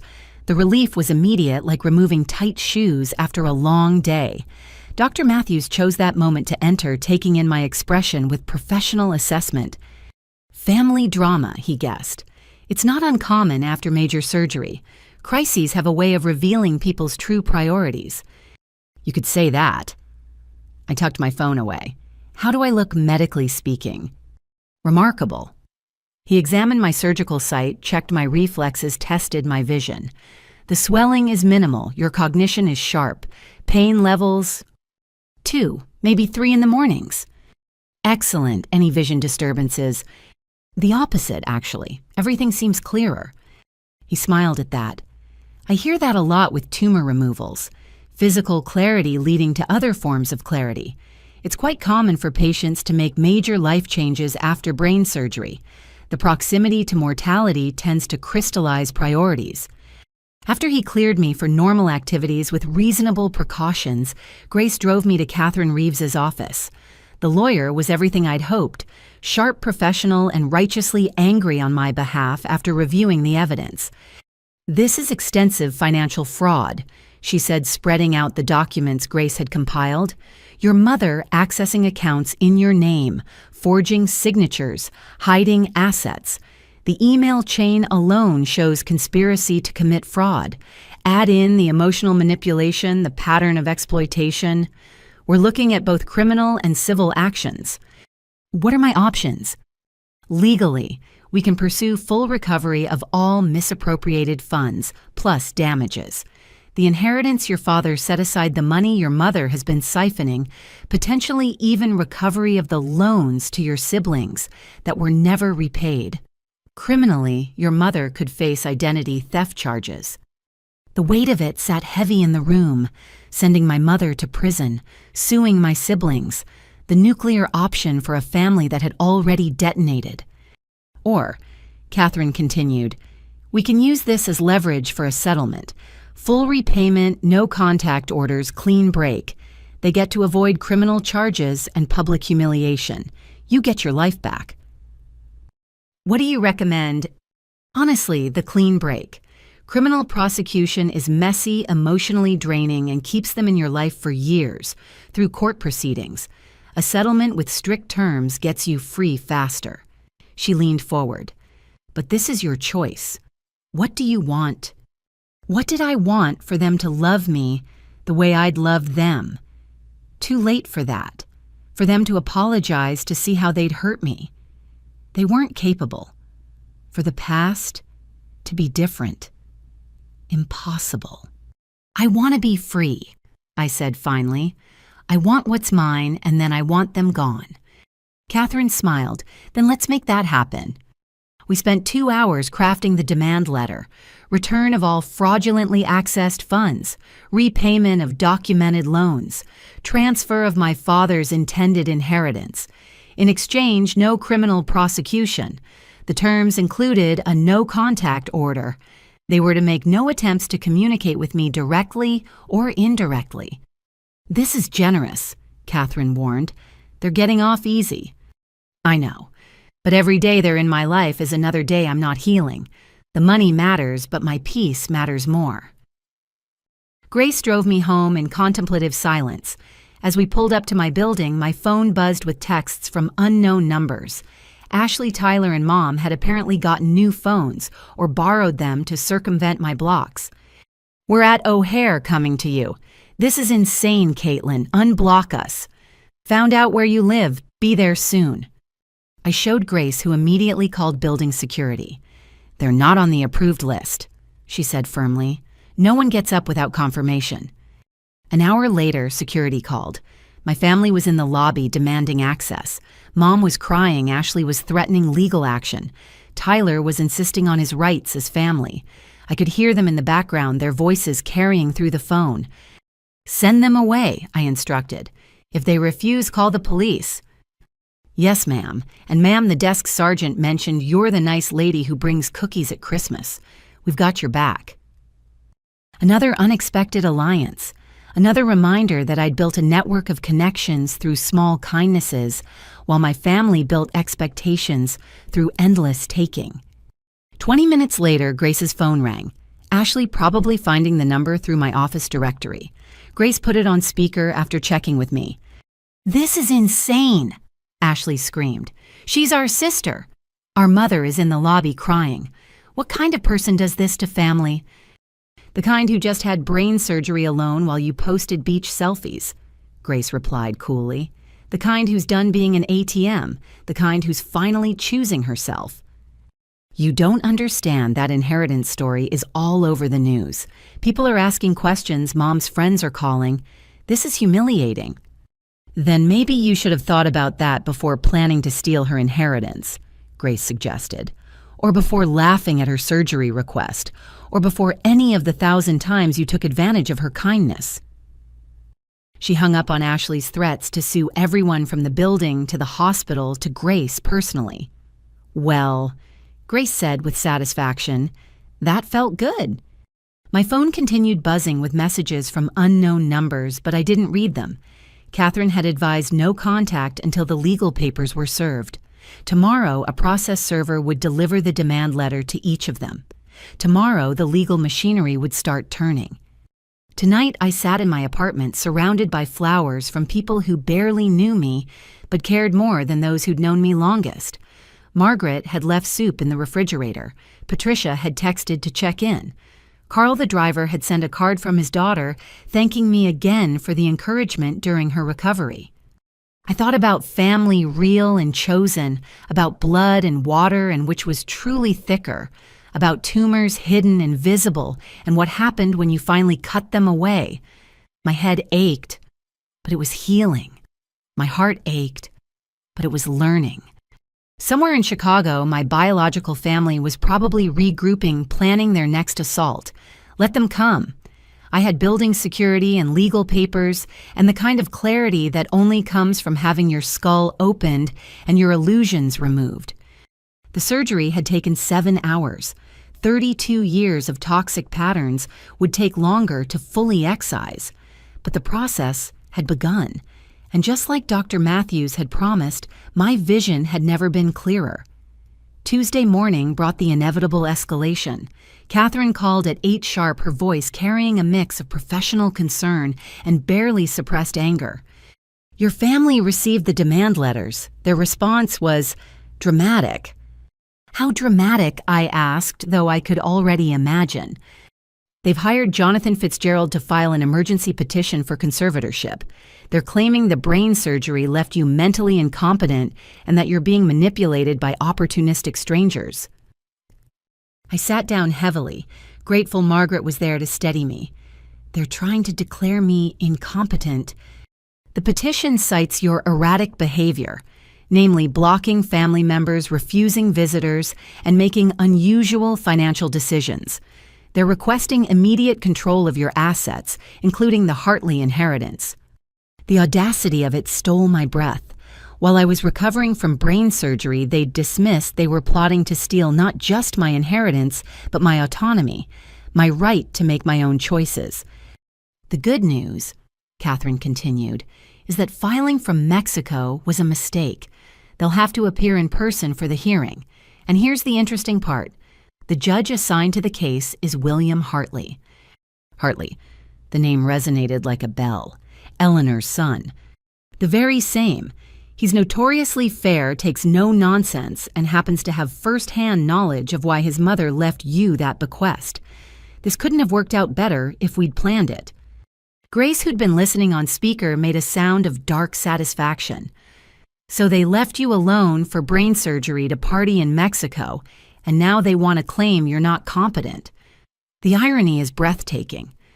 Catherine outlined our response strategy, affidavits from Dr. Matthews confirming my full mental capacity, statements from Patricia, Margaret, and others attesting to my sound decision-making, the forwarded email chain showing their premeditated plans to exclude me from family assets. "We'll bury them in evidence of their neglect and exploitation," she said. "But Caitlin, I need you to understand, this will get ugly. They're cornered and desperate. Desperate people do destructive things. She was right. Within hours, my phone exploded with messages from extended family members, former mutual friends, even colleagues whose numbers my family had somehow obtained. Your mother is heartbroken. How can you do this to your own family? Ashley says you've lost your mind. Tyler told me about the money. Don't be greedy. I didn't respond to any of them. Instead, I focused on the affidavits Catherine needed. Dr. Matthews provided a detailed medical statement that was beautifully scathing in its professional language. Ms. Morrison exhibited exceptional mental clarity throughout her preoperative, operative, and postoperative course. Her decision-making capacity remains intact, and if anything has improved, following the successful removal of 2 meningiomas. Any suggestion of diminished capacity is medically unfounded and contradicted by all clinical evidence. Patricia's statement was more personal but equally powerful. In 20 years of surgical nursing, I've seen how families respond to medical crises. Ms. Morrison's family chose vacation over her critical surgery, then appeared only when news of an inheritance surfaced. Her decision to limit contact with individuals who have shown such callous disregard for her well-being demonstrates excellent judgment and appropriate self-protection. By Wednesday, Catherine had assembled a formidable defense, but the universe wasn't done with surprises. That afternoon, a courier delivered an unexpected package, a thick manila envelope from the law offices of Hartley and Associates. Inside, a letter from Judge William Hartley himself, carefully worded to avoid any appearance of judicial impropriety. Ms. Morrison, as I must recuse myself from your case due to obvious conflicts of interest, I wanted to ensure certain documents reached you before proceedings begin. My mother kept meticulous records, including recordings of our conversations about you. While I cannot participate in your legal matter, these materials belong to you as part of my mother's estate. What you do with them is your choice. The enclosed USB drive contains our recorded conversations and her personal notes about the flower girl, who reminded her that kindness still exists. With respect, William Hartley, Grace helped me load the USB drive into my laptop. Eleanor's voice filled my living room, aged but strong. William, I need to tell you about someone, a young woman who visits the hospital every Sunday. She brought me daisies. How did she know I love daisies? She sat with me for 2 hours today, reading poetry. Keats and Frost and Mary Oliver. She didn't know I was a judge, didn't know about our money. She just saw an old woman alone and decided to care. Another recording dated 2 weeks later. I asked the nurses about her. Caitlin Morrison. She's been visiting for months, bringing flowers to anyone without visitors. But William, she's suffering. Her family treats her terribly. I overheard her on the phone. They needed money again. She always says yes, always gives. It's killing her slowly, this compulsive giving to people who only take. The final recording was from the day before Eleanor's death. I've made a decision about the money you and I have fought about for 20 years. I'm leaving a portion to the flower girl. She'll protest, say she doesn't deserve it. But William, she's the only one who ever gave me anything without expecting payment. 20 years you visited when you needed something. She visited because I needed something. That's the difference between family and family. Make sure she gets it. Make sure she knows someone saw her worth. I sat in silence after the recordings ended, tears streaming down my face. Even from beyond death, Eleanor was advocating for me. This woman I'd known for 8 weeks understood me better than the family I'd known for 3 decades. This changes everything, Catherine said when I forwarded her the files. Not legally. Judge Hartley was right to recuse himself. But publicly, the narrative your family's trying to spin about you manipulating a vulnerable old woman just evaporated. Thursday's emergency hearing was set for 2 o'clock. I dressed carefully. Professional but not severe, confident but not aggressive.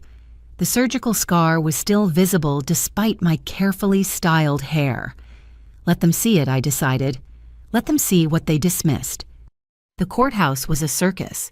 Somehow the press had gotten wind of the story. Family abandons daughter during brain surgery, then sues for her inheritance, made for compelling headlines. Reporters clustered on the courthouse steps. Inside, my family had already assembled.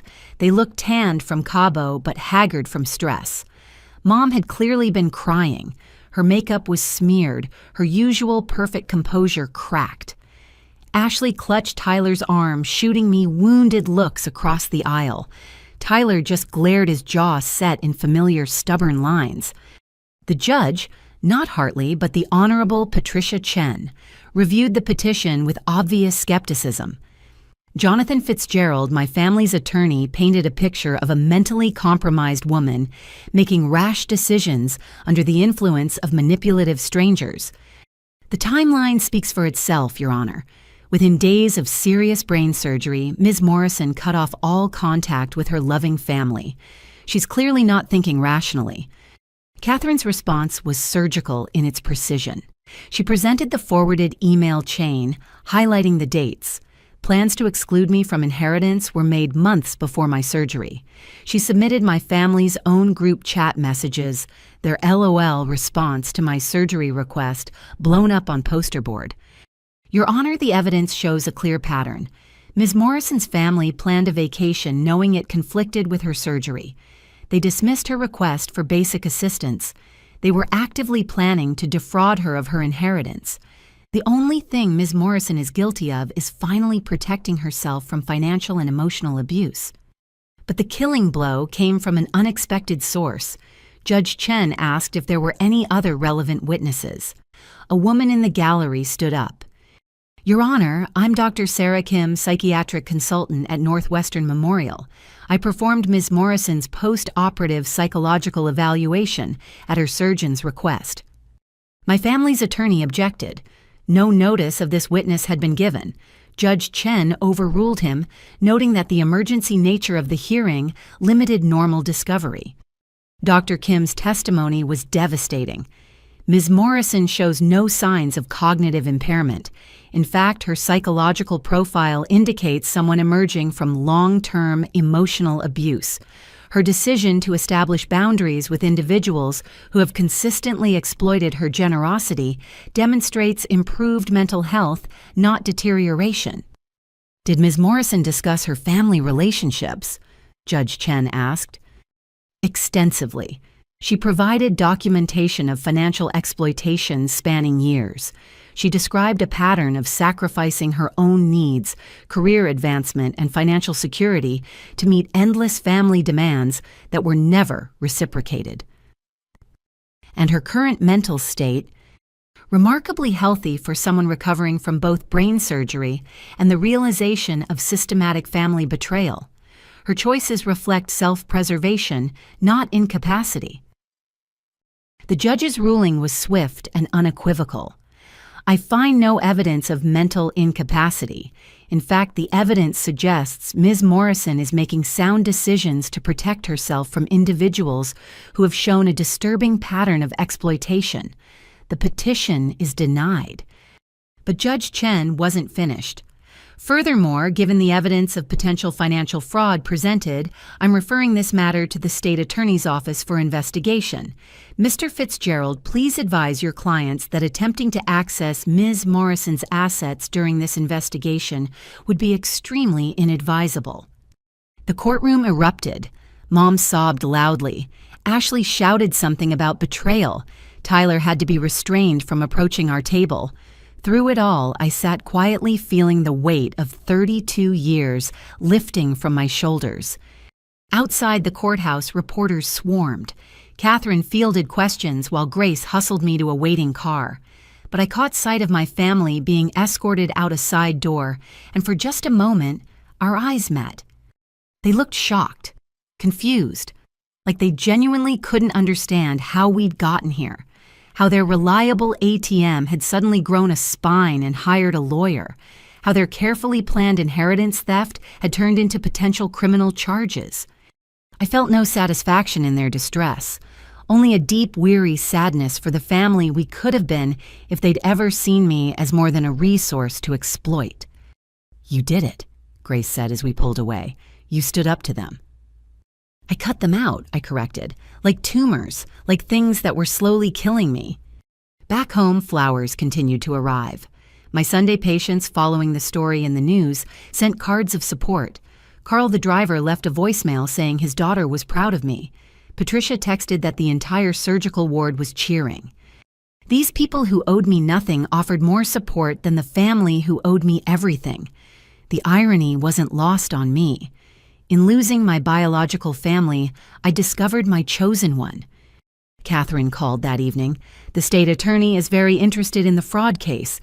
Your mother's signature on those documents is clearly forged. This could get serious quickly. What do you recommend? Same as before. Leverage this for a clean break. Full restitution, no contact, everyone walks away. Or we can pursue charges and watch your mother potentially face prison time.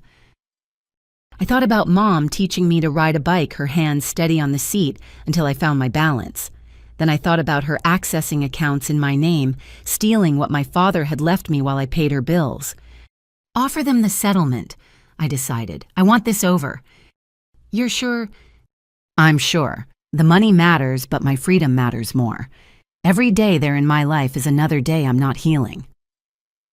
That night, I sat with Eleanor's recordings playing softly in the background, her voice talking about the flower girl who brought light to her final days, her understanding that family was about who showed up, not who shared DNA.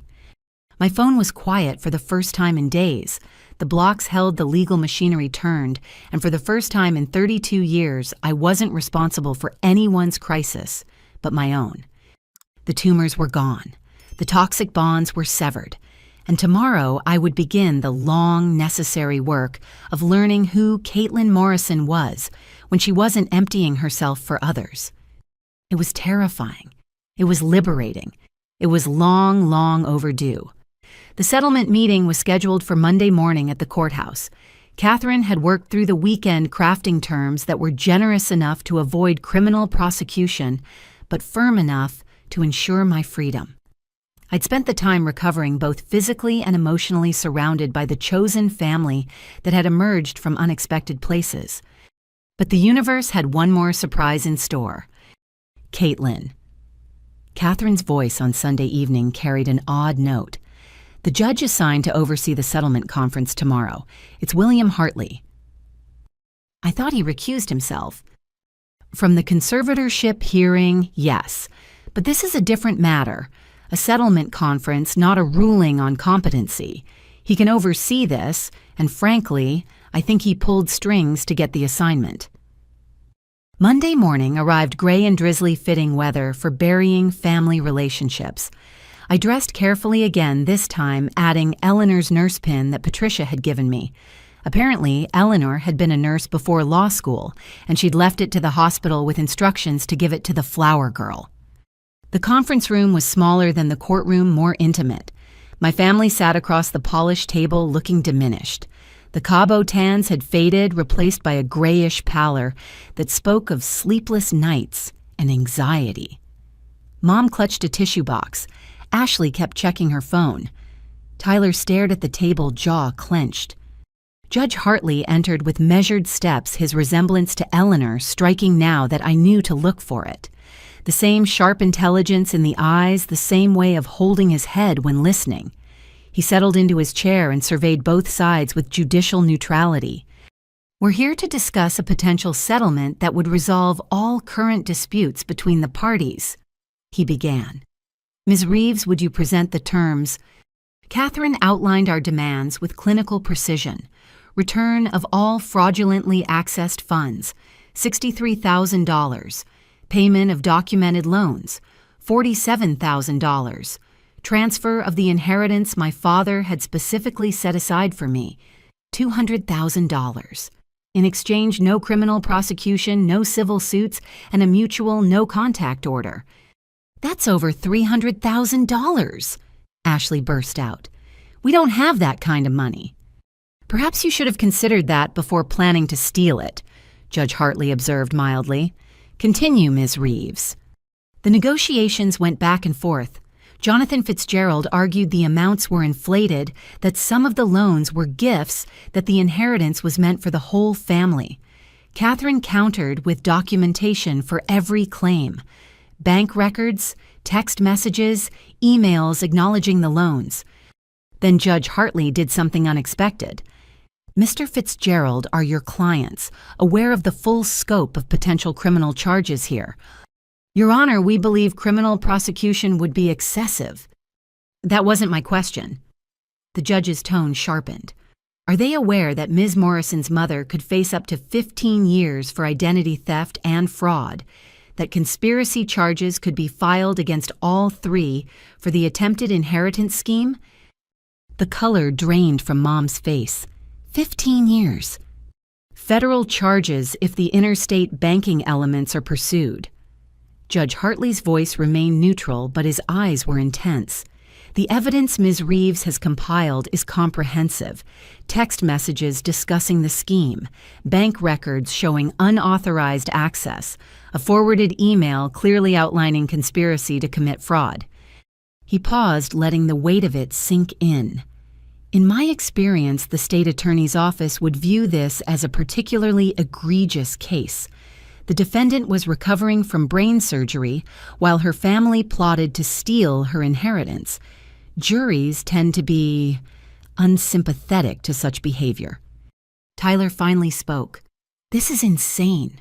We're family. Families share things, help each other. Indeed, Judge Hartley agreed, which makes it all the more troubling that Ms. Morrison was left to arrange her own transportation from brain surgery while you were posting pictures of margaritas on social media. The reference was specific. He'd done his homework, reviewed the evidence. This wasn't just a settlement conference, it was a reckoning. Your Honor, Jonathan Fitzgerald tried. Surely there's a middle ground.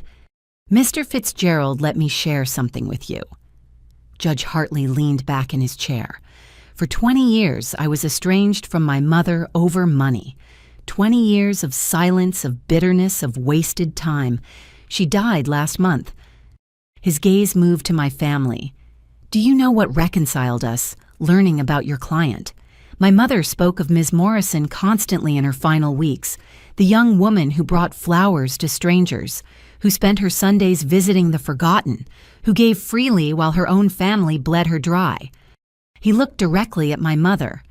My mother left Ms. Morrison $50,000 because she recognized something you seem to have missed, that your daughter's kindness is a gift, not a resource to be exploited, that her generosity deserved reciprocation, not exploitation. Mom started crying harder. Ashley reached for her hand but was also tearing up. Tyler's jaw worked like he was chewing words he couldn't speak. I share this, Judge Hartley continued, because I want you to understand the full context of your actions. While Ms. Morrison visited strangers in the hospital, you planned to steal her inheritance. While she arranged her own brain surgery care, you posted beach photos. While she recovered, you tried to have her declared incompetent. He straightened, judicial composure returning. The settlement terms are more than fair. They represent a fraction of what a jury might award in civil court, and they spare you criminal prosecution. I strongly advise you to accept. A recess was called. I stepped into the hallway with Catherine and Grace, my legs shaky with emotional exhaustion. Through the glass door, I could see my family huddled with their lawyer voices raised in distress. He's not supposed to be that involved, Catherine murmured, though she seemed pleased. But he's not wrong about anything he said. Grace squeezed my shoulder. How are you holding up? I'm tired, I admitted. Just tired. When we reconvened, the atmosphere had shifted. My family looked defeated, smaller somehow. Jonathan Fitzgerald cleared his throat. My clients agree to the settlement terms with one modification. They need time to liquidate assets. We propose a payment schedule over 18 months. Catherine started to object, but I touched her arm. That's fine, as long as the no-contact order is immediate. It is, Fitzgerald confirmed. Complete cessation of all contact, direct or indirect, effective upon signing. The paperwork was prepared with efficient speed. As my family signed each signature, another bar in the cage that would keep them from me, Mom looked up. Caitlin, Mrs. Morrison? Judge Hartley interrupted. The no-contact order is already in effect. Please refrain from addressing your daughter.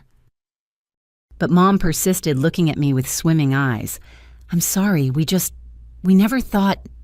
That's exactly right, I said quietly, finding my voice. You never thought about my surgery beyond how it inconvenienced your vacation. Never thought about my sacrifice beyond how it benefited you. Never thought about me at all, really, just what I could provide. Ashley made a wounded sound. Tyler's face flushed, but I wasn't finished. Eleanor Hartley died alone because family fought over money, but she found more love from a stranger with flowers than from the son she raised. That's what you taught me.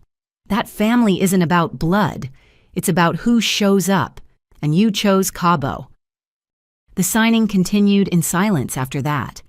When the last signature was complete, Judge Hartley reviewed the documents with satisfaction. The settlement is approved. The no-contact order is permanent unless both parties petition the court for modification. Any violation will result in immediate criminal prosecution. He looked at my family. You're free to go. They filed out slowly, Mom sobbing, Ashley supporting her, Tyler bringing up the rear. At the door, Tyler turned back, opened his mouth, then shut it. What was there to say? They'd made their choices. Now we all had to live with them.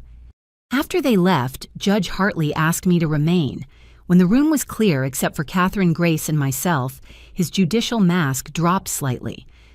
My mother would have been pleased with this outcome, he said simply. She believed in justice, but she also believed in freedom. You're free now, Ms. Morrison.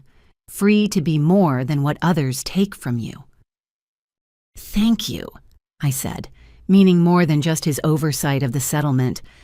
No, Ms. Morrison, thank you for showing my mother kindness when her own son couldn't manage it, for being the daughter she wished she'd had.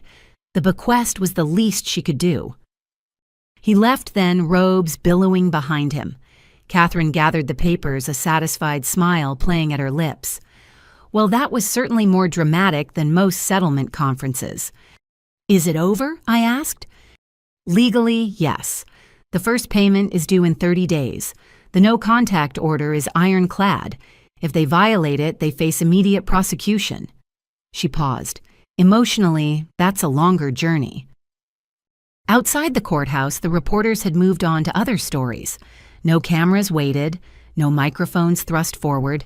Just a quiet Monday in Chicago, gray sky promising rain, the world moving on as if 3 decades of family dysfunction hadn't just ended in a conference room. Grace drove me home in comfortable silence.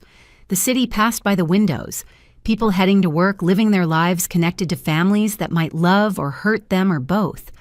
I wondered how many of them were the givers emptying themselves for takers who'd never notice until the well ran dry. At my apartment, more flowers waited. The Sunday patients had sent a group arrangement with a card, "To our flower girl, may your garden grow with people who water you back." I set Eleanor's nurse pin on my dresser next to the photo Patricia had taken of us. Eleanor and me 2 weeks before she died, both smiling over fresh daisies. Behind the photo, I tucked the settlement papers, $310,000 over 18 months. Not enough to buy back the years of sacrifice, but enough to build something new. My phone was blessedly silent. The no-contact order held both ways. I couldn't reach out even if weakened by memory or guilt. The bridge wasn't just burned. It was legally demolished, the river between us, impassable by court decree. I thought about Judge Hartley's words. Free to be more than what others take. Free to discover who Caitlin Morrison was when she wasn't defined by family need. The surgery had removed the tumors. The settlement had removed the takers. Now came the harder work of growing something healthy in all that empty space. Tomorrow I'd return to work, see patients on Sunday, live a life that was mine to shape. But tonight I sat with Eleanor's pin in my hand, thinking about mothers and daughters, blood and choice, and the strange ways the universe sometimes delivers justice. The rain finally came, washing Chicago clean. I watched it fall and felt something I hadn't experienced in 32 years, the weightless sensation of owing nothing to anyone but myself. 2 weeks into my new contact-free life, Catherine called with an urgent tone I'd never heard before. "Caitlin, you need to come to my office immediately. Don't discuss this with anyone." I found her pacing behind her desk, a manila folder thick with documents spread before her. Her usually composed face showed cracks of genuine shock. "Remember when I said your case was straightforward fraud? I was wrong. It's so much worse." She gestured to a chair. "You might want to sit down." The documents she showed me were from a private investigator she'd hired to ensure all assets were accounted for in the settlement. What he'd found had made her call me immediately. "Your father had 2 wills," she began. "The one your family probated after his death, and this one." She handed me a notarized document dated 6 months before Dad's heart attack. "He created a separate trust, just for you." I read through legalese that slowly resolved into meaning. $200,000 in investments, another $50,000 in bonds, all held in a trust with specific instructions. For Caitlin Elizabeth Morrison, only to be revealed on her 35th birthday, or when she finally stops letting them drain her dry, whichever comes first. But it was the attached letter that broke me. Dad's handwriting, his engineer's precision in every line. "My dearest Caitlin, if you're reading this, it means one of 2 things happened. Either you've reached 35 or you've finally started protecting yourself from them.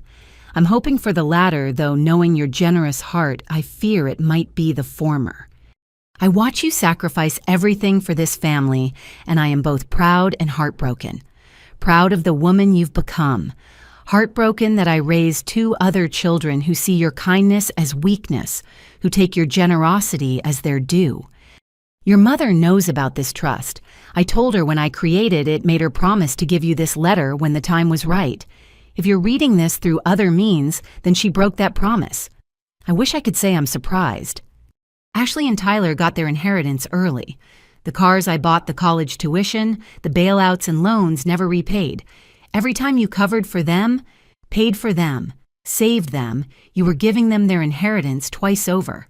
So this is yours alone, hidden where they can't touch it, waiting for when you need it most. I failed you, my sweet girl. Failed to protect you from becoming the family sacrifice. Failed to teach Ashley and Tyler that love isn't measured in what you can take. Failed to stop your mother from enabling their selfishness. But you never failed us. Not once, even when we deserved it. The money is yours, but more importantly, the permission is yours. Permission to say no. Permission to choose yourself. Permission to walk away from anyone who sees your heart as a resource to be mined, rather than a gift to be treasured.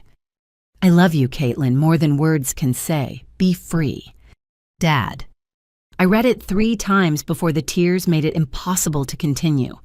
All these years he'd seen it, known what was happening, tried to protect me in the only way he knew how, through hidden money and posthumous permission slips.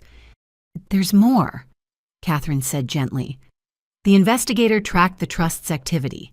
Your mother has been receiving disbursements, signing your name, 20,000 over the past 2 years. She knew." My voice came out hollow. She knew about the trust, knew Dad wanted me to have it, and she took it anyway. "The forgery is clear. We have grounds for additional charges." Catherine's voice hardened. "This isn't just fraud anymore. This is systematic, premeditated theft by someone who looked you in the eye and lied every single day. I thought about Mom comforting me after Dad's death, holding me while I sobbed, accepting my insistence that she keep everything because family takes care of family. All while she had his letter. All while she was already planning to steal what he'd hidden for me. "What do you want to do?" Catherine asked. I stared at Dad's letter, his words blurring through fresh tears. Be free. Such simple words. Such an impossible ask for someone who'd been trained since birth to put everyone else first. Add it to the settlement, I decided. Everything she took plus the trust funds, and Catherine. No more generous terms. They pay it all or I press charges. That's my girl. Catherine smiled fiercely. "I'll have amended demands ready by tomorrow." But I wasn't done. "I want something else in the settlement. They have to provide all family photos and videos from before Dad died, everything with him in it." "That's unusual, but I can make it happen. May I ask why?" "Because I want to remember him without them. I want photos where he's smiling at me, videos where he's proud of me, memories that aren't tainted by knowing they were already planning to rob me blind." That evening, I sat in my apartment with Dad's letter, remembering how he'd always slip me extra cash when Mom wasn't looking, how he'd wink when Ashley complained about not getting something like, "We shared a secret about who really deserved more," how his final words to me had been, "Take care of yourself for once, sweetheart." I'd thought it was delirium from the medication. Now I knew it was one last attempt to save me from what he'd helped create but couldn't fix. My phone, silent for 2 weeks under the no contact order, suddenly buzzed. Unknown number. I almost didn't answer, but something made me pick up. "Ms. Morrison, this is James Parker from First National Bank. I was your father's account manager. I've been trying to reach you for 2 years about some irregularities in trust disbursements, but your mother said you were traveling extensively for work." Another lie, another betrayal. I gave him Catherine's information and hung up, feeling the full weight of how deep the deception went. Every family gathering where Mom had patted my hand and thanked me for my help, every birthday where she'd wished me success and happiness, all while stealing what Dad had tried to give me. I picked up the photo of Dad from my bookshelf. Him at my college graduation burst with pride, one arm around me, while Ashley sulked in the background and Tyler played on his phone. Even then, the dynamics were clear. I just hadn't wanted to see them. "You tried to warn me," I whispered to the photo. "Tried to protect me even after death. I'm sorry it took brain surgery and a stranger's kindness to finally hear you." Grace arrived with Chinese food, took one look at my face, and simply held me while I sobbed out the story. When I finished, she was quiet for a long moment. "You know what this means, right?" she finally said. "Your dad loved you enough to try to save you from beyond the grave. That's how much you mattered to him. Not as the family ATM, as his daughter who deserved protection. I wish he'd just told me while he was alive. Maybe he tried. Maybe you weren't ready to hear it." She squeezed my hand. "The important thing is you're hearing it now, and you're doing what he wanted, choosing yourself." That night I dreamed of Dad again, not the fever dream surgical vision, but a real memory. The day he'd taught me to drive patient while I ground the gears and confused the pedals. "The hardest part," he'd said, "isn't learning to go. It's learning when to stop, when to brake, when to refuse to move forward because the path isn't safe." I woke understanding. All those years of giving, of sacrificing, of driving full speed toward family needs. I'd never learned to brake. Dad had tried to teach me hiding money like emergency brake lines, hoping someday I'd need them, hoping someday I'd stop. The settlement meeting was in 3 days. This time, there would be no generous terms, no payment plans, no mercy for the woman who'd stolen from her dead husband's trust while accepting her daughter's sacrifices. I picked up Eleanor's nurse pin, feeling its weight. 2 parents now, one biological one chosen, who'd seen my worth and tried to protect it. 2 people who'd loved me enough to plan for my freedom even when I couldn't plan it for myself. The tumors were gone. The truth was revealed. And somewhere I hoped Dad was finally at peace, knowing his hidden gift had been found, knowing his daughter was finally impossibly heartbreakingly free. Be free. I was trying, Dad. I was finally trying. The amended settlement meeting was scheduled for a Thursday, exactly 1 month after my surgery. Dr. Matthews had cleared me completely. The scars were healing, my vision was perfect, and he'd noted with professional satisfaction that I seemed transformed since the operation. "It's not uncommon," he'd said at my final follow-up. "Removing pressure on the brain can cause profound changes. Some patients report feeling like entirely different people." Different how, I'd asked. Clearer, more decisive, less tolerant of situations they'd previously accepted. He'd smiled. The brain is remarkable. Sometimes physical healing enables emotional healing too. Now preparing for what would likely be my last interaction with my birth family, I understood what he meant.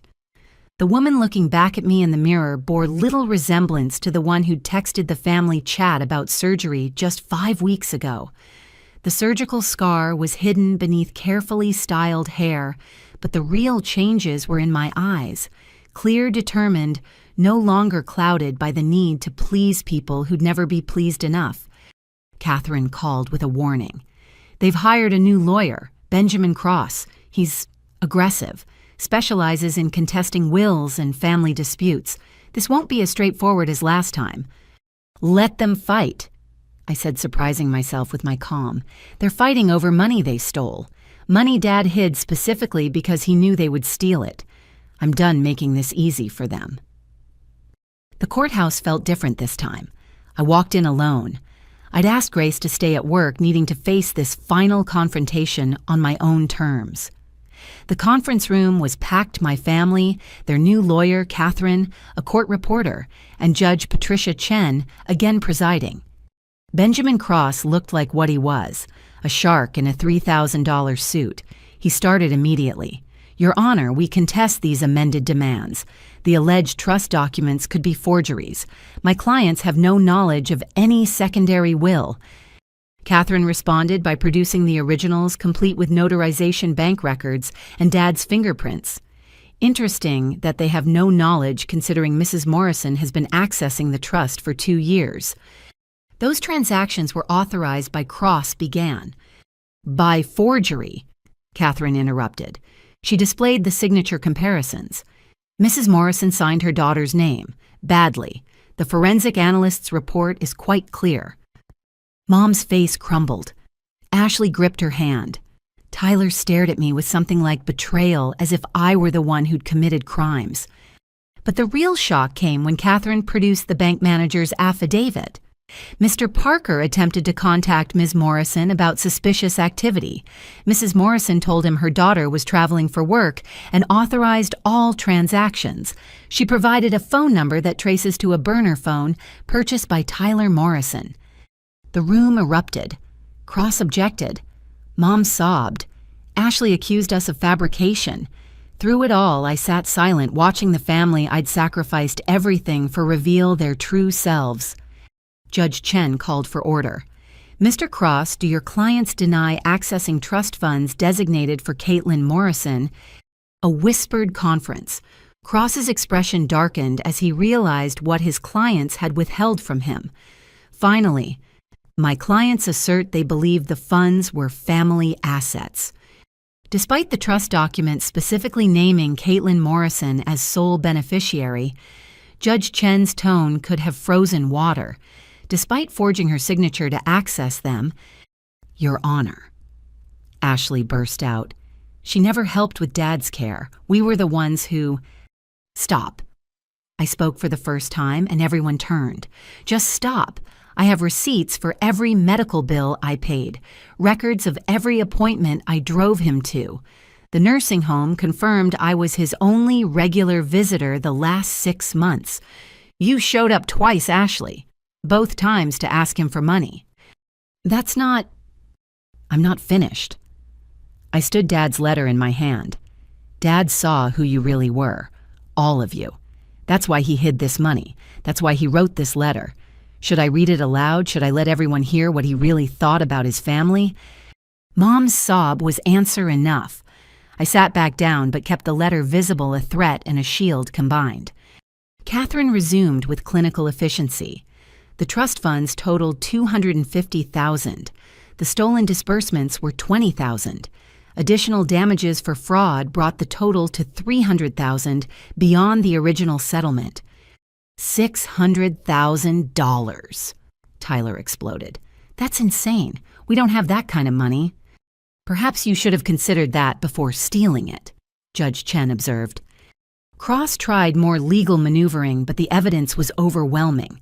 Bank records, forged signatures. The burner phone traced to Tyler, Mom's lies to the bank manager, and overshadowing it all, Dad's clear intentions, documented in legally binding trusts. "I need to confer with my clients," Cross said, finally, defeat creeping into his voice. During the break, I stepped into the hallway for air. The transformation Dr. Matthews had described felt complete. The old Caitlin would have been racked with guilt watching her mother cry, would have offered payment plans, forgiveness, another chance. But that woman had been carved away, along with the tumors. What remained was someone who could see clearly that tears were just another manipulation, that family was just a word when not backed by love. When we reconvened, Cross's expression told the story. "My clients agree to the amended settlement terms. However, they need to sell the family home to meet the obligations."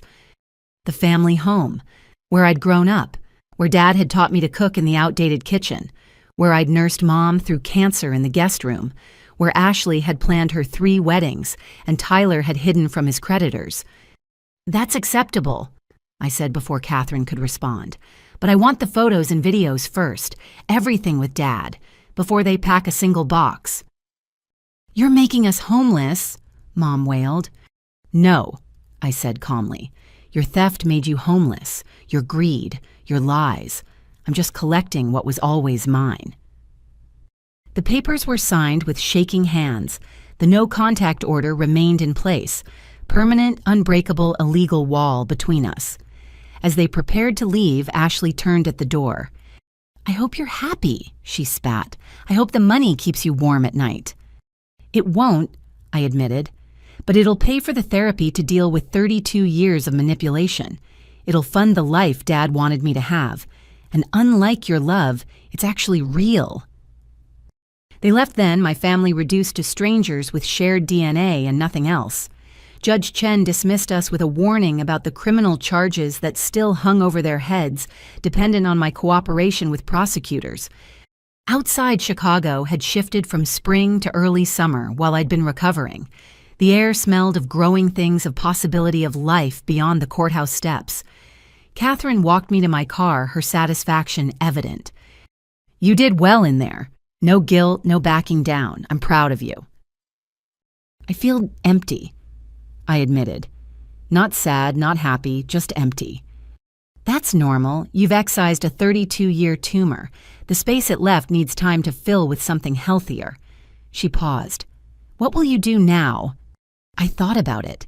$600,000 would be life-changing money. Add Eleanor's bequest, and I had choices I'd never imagined. I don't know. Travel, maybe. See the Grand Canyon, finally. Take a sabbatical. Figure out who I am when I'm not defined by what others need. Good, you've earned that discovery. That night, I sat in my apartment surrounded by boxes the family had delivered, photos and videos as required by the settlement. I found what I was looking for quickly, a video from my 16th birthday. Dad had filmed it, his voice warm behind the camera as he sang to me.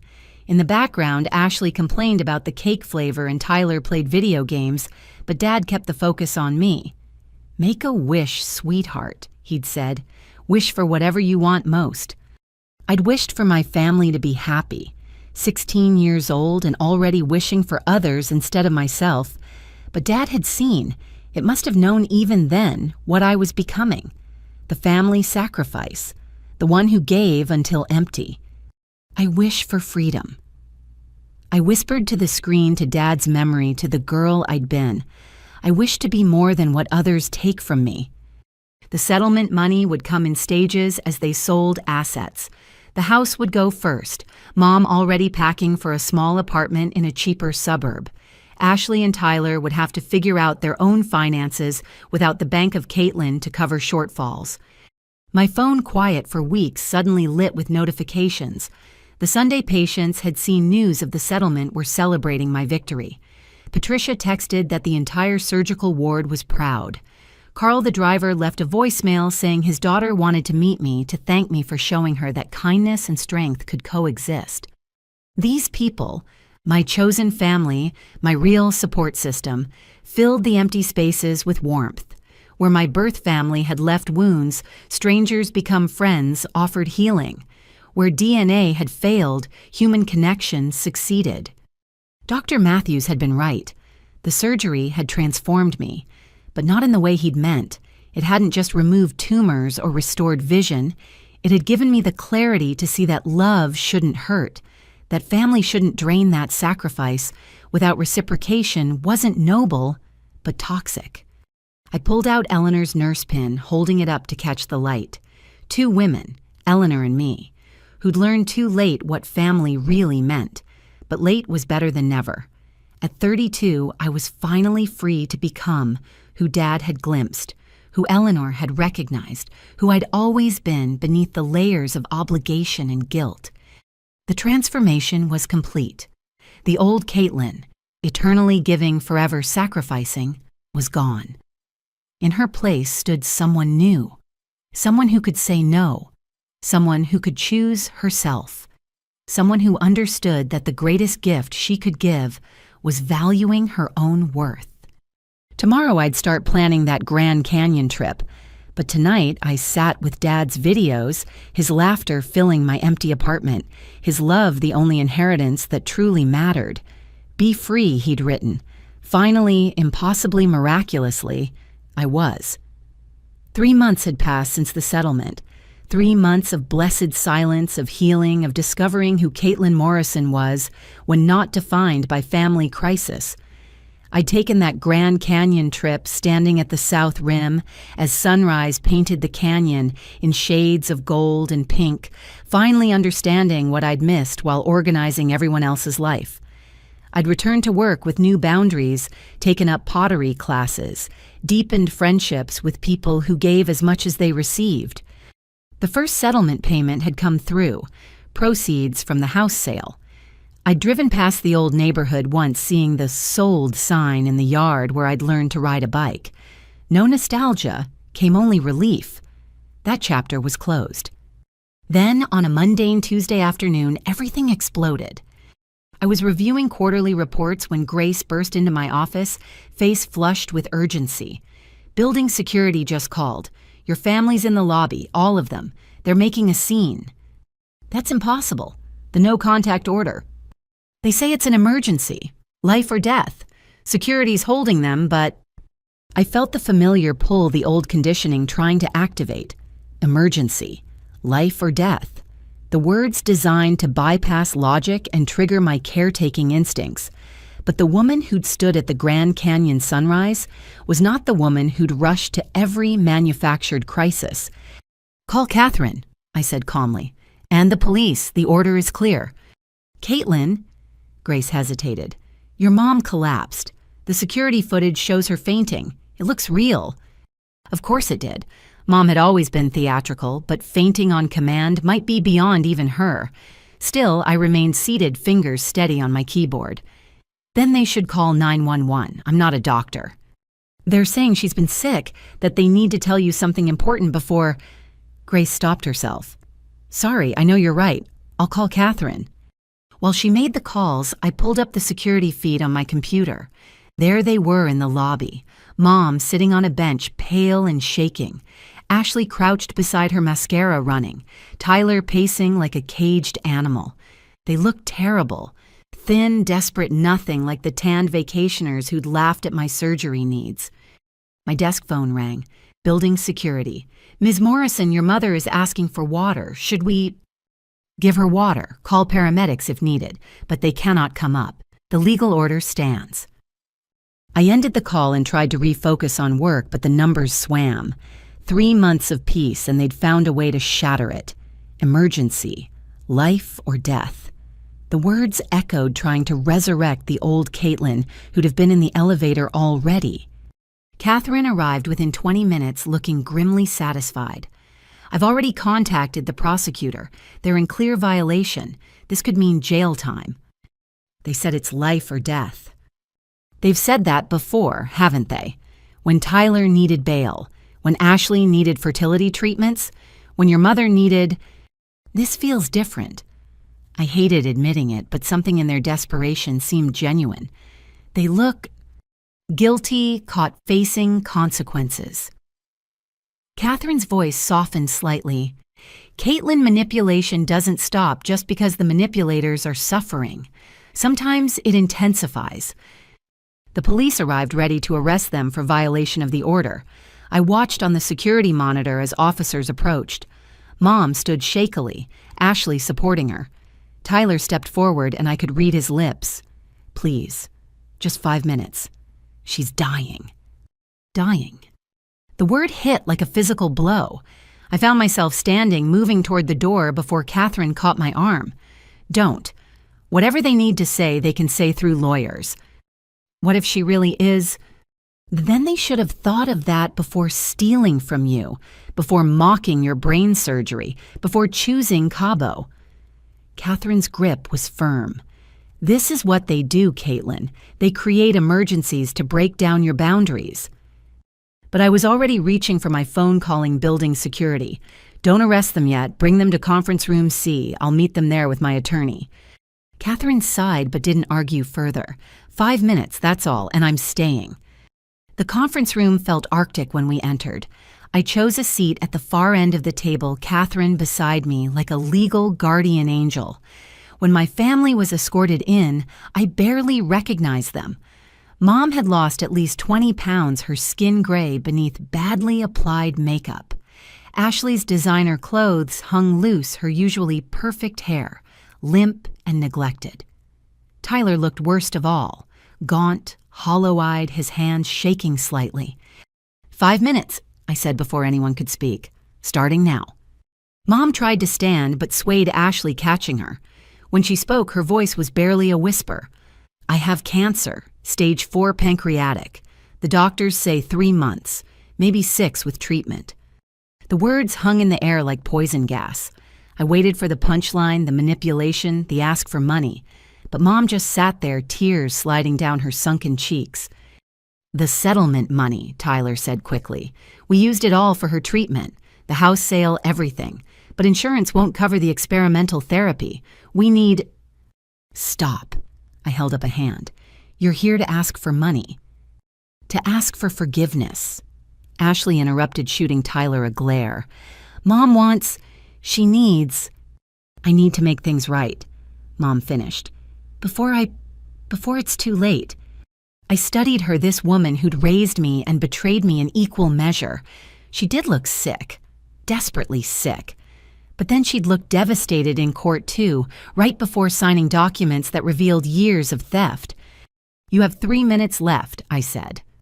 Mom fumbled in her purse, pulling out an envelope. I wrote this when I was diagnosed, before we came here. She slid it across the table. I'm not asking you to read it now, or ever. I just needed you to have it. We sold everything, Tyler added desperately. Our cars, Ashley's jewelry, my boat. Everything's gone to treatment, but it's not enough. We're not asking for money, Ashley said again, but her eyes betrayed her. They were absolutely asking for money. They just knew better than to say it outright. 2 minutes. I know what we did was wrong, Mom said. The money, the lies, choosing vacation over your surgery. I know apologies mean nothing now. But Caitlin, you're still my daughter, and I'm still dying. Can't that mean something? It means you have 90 seconds left. Catherine touched my arm in warning, but I couldn't stop myself. The rage that had been simmering for 3 months finally boiled over. You stole from me while I was having brain surgery. You accessed Dad's hidden trust while accepting my sacrifices. You plotted to cut me out of inheritance while I paid your bills. And now you want forgiveness. Now family matters. 60 seconds. I have tumor markers, Mom blurted. Genetic, you need to get tested. Ashley and Tyler already did. You're at risk. Another blow perfectly aimed. Even dying, she knew exactly which buttons to push. Your health, your future. Things I'd have to act on regardless of how I felt about her. 30 seconds. Please, Ashley sobbed. She's our mother, your mother. Don't let her die thinking you hate her. I don't hate her, I said quietly. I nothing her, all of you. You killed my love through 1,000 cuts of exploitation and betrayal. What's left isn't hate, it's absence. Time's up, Catherine stood. Officers, please escort them out." As the police led them away, Mom turned back one last time. "The letter," she said. "Please, just read the letter." Then they were gone, leaving only the envelope on the table and the ghost of medical threats in the air. I stared at the letter, my name written in Mom's shaky handwriting, the same hands that had forged my signature on theft documents. "Don't," Catherine advised. "Whatever's in there, it's designed to manipulate." But I was already opening it, needing to know what final weapon she'd crafted. Inside 2 pages of handwritten confession and something else, a photograph I'd never seen. Dad and me at what looked like a bank, both smiling, holding documents. The letter read, "Caitlin, this photo was taken the day your father created your trust. He was so proud, so determined to protect you from us. She gives too much," he told the banker. "Someone needs to make sure she keeps something for herself. I was supposed to give you this photo with the trust documents. Instead, I hid it all and stole from you. I told myself it was for the family, that you'd understand, that you'd always bail us out anyway.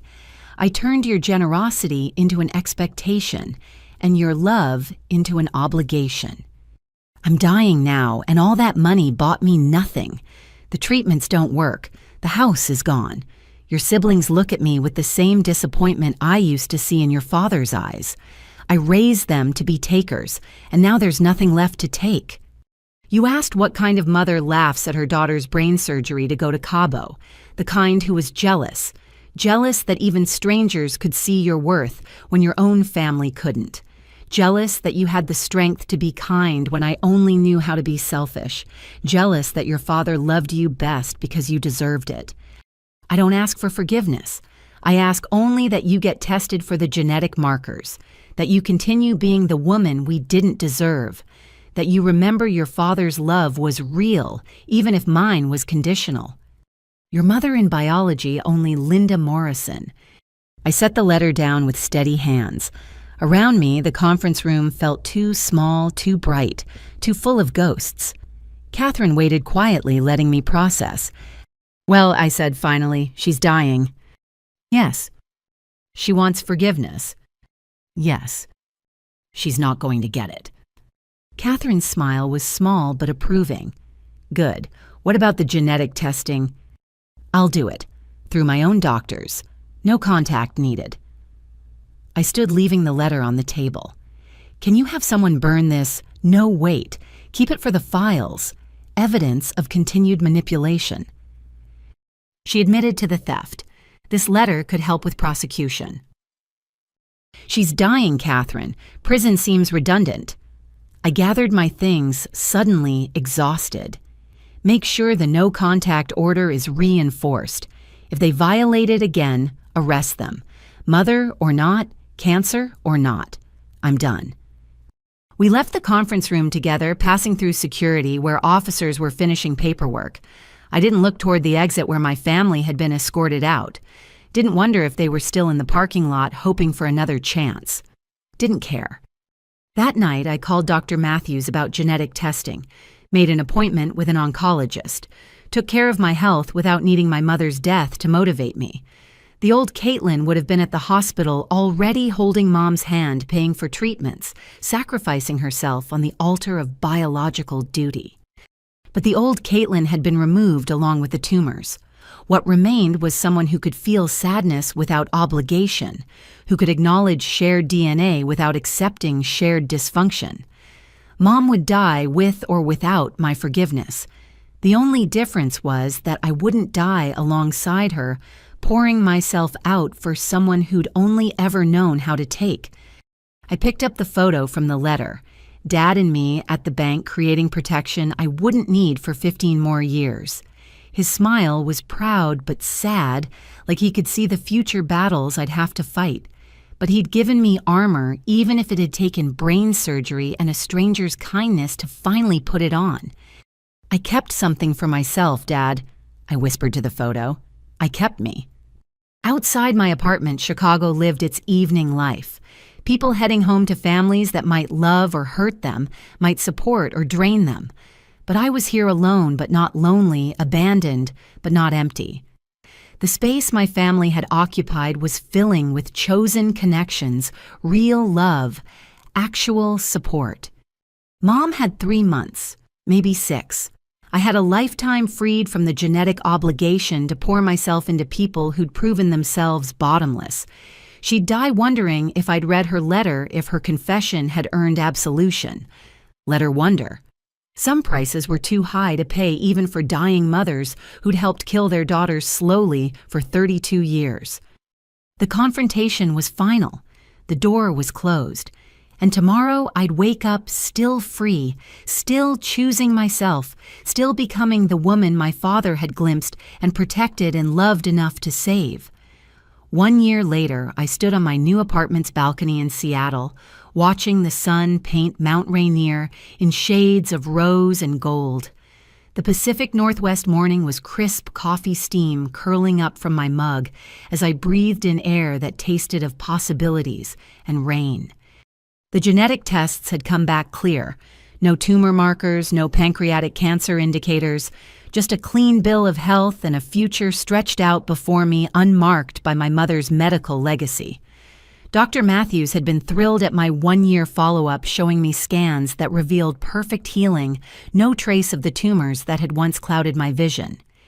"Your recovery is remarkable," he'd said, "though I suspect the physical healing was only part of your transformation." He wasn't wrong. The woman who'd moved to Seattle 6 months ago bore little resemblance to the one who'd texted a family group chat about surgery, hoping for a simple ride home. That woman had been hollow, poured out, defined by what she could give. This woman was full, vibrant, defined by what she chose to keep.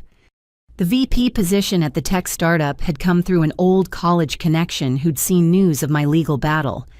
"Anyone who can manage that kind of family dysfunction can certainly handle our board of directors," she joked during the interview, but it was more than that.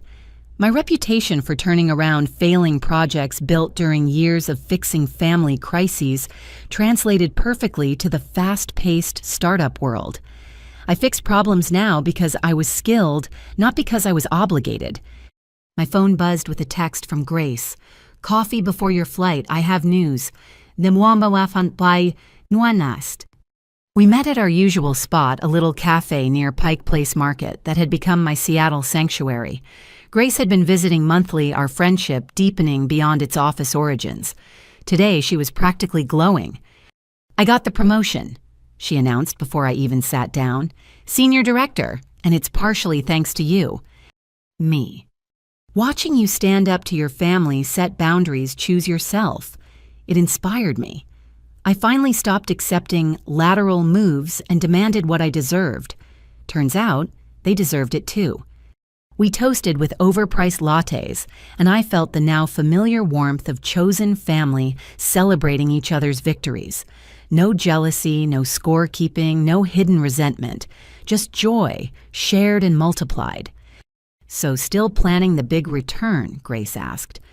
"Just for the weekend. Patricia's retiring and the Sunday patients are throwing her a party. I couldn't miss it." The flight to Chicago that afternoon was smooth, giving me time to reflect on the year's journey. The settlement payments had come through on schedule. No contact needed, just automatic transfers that funded my new life. Mom had died 8 months ago. I'd learned through Eleanor Hartley's son, who'd sent a kind note mentioning he'd seen the obituary. I'd felt nothing. Not satisfaction, not grief, not relief. Just the neutral acknowledgement of a biological fact. Ashley and Tyler had honored the no-contact order, though I occasionally heard updates through the legal grapevine. Ashley was working retail, her husband having divorced her during the financial chaos. Tyler had moved to Florida, supposedly in recovery, supposedly rebuilding. I wished them well in the abstract way you might wish strangers well.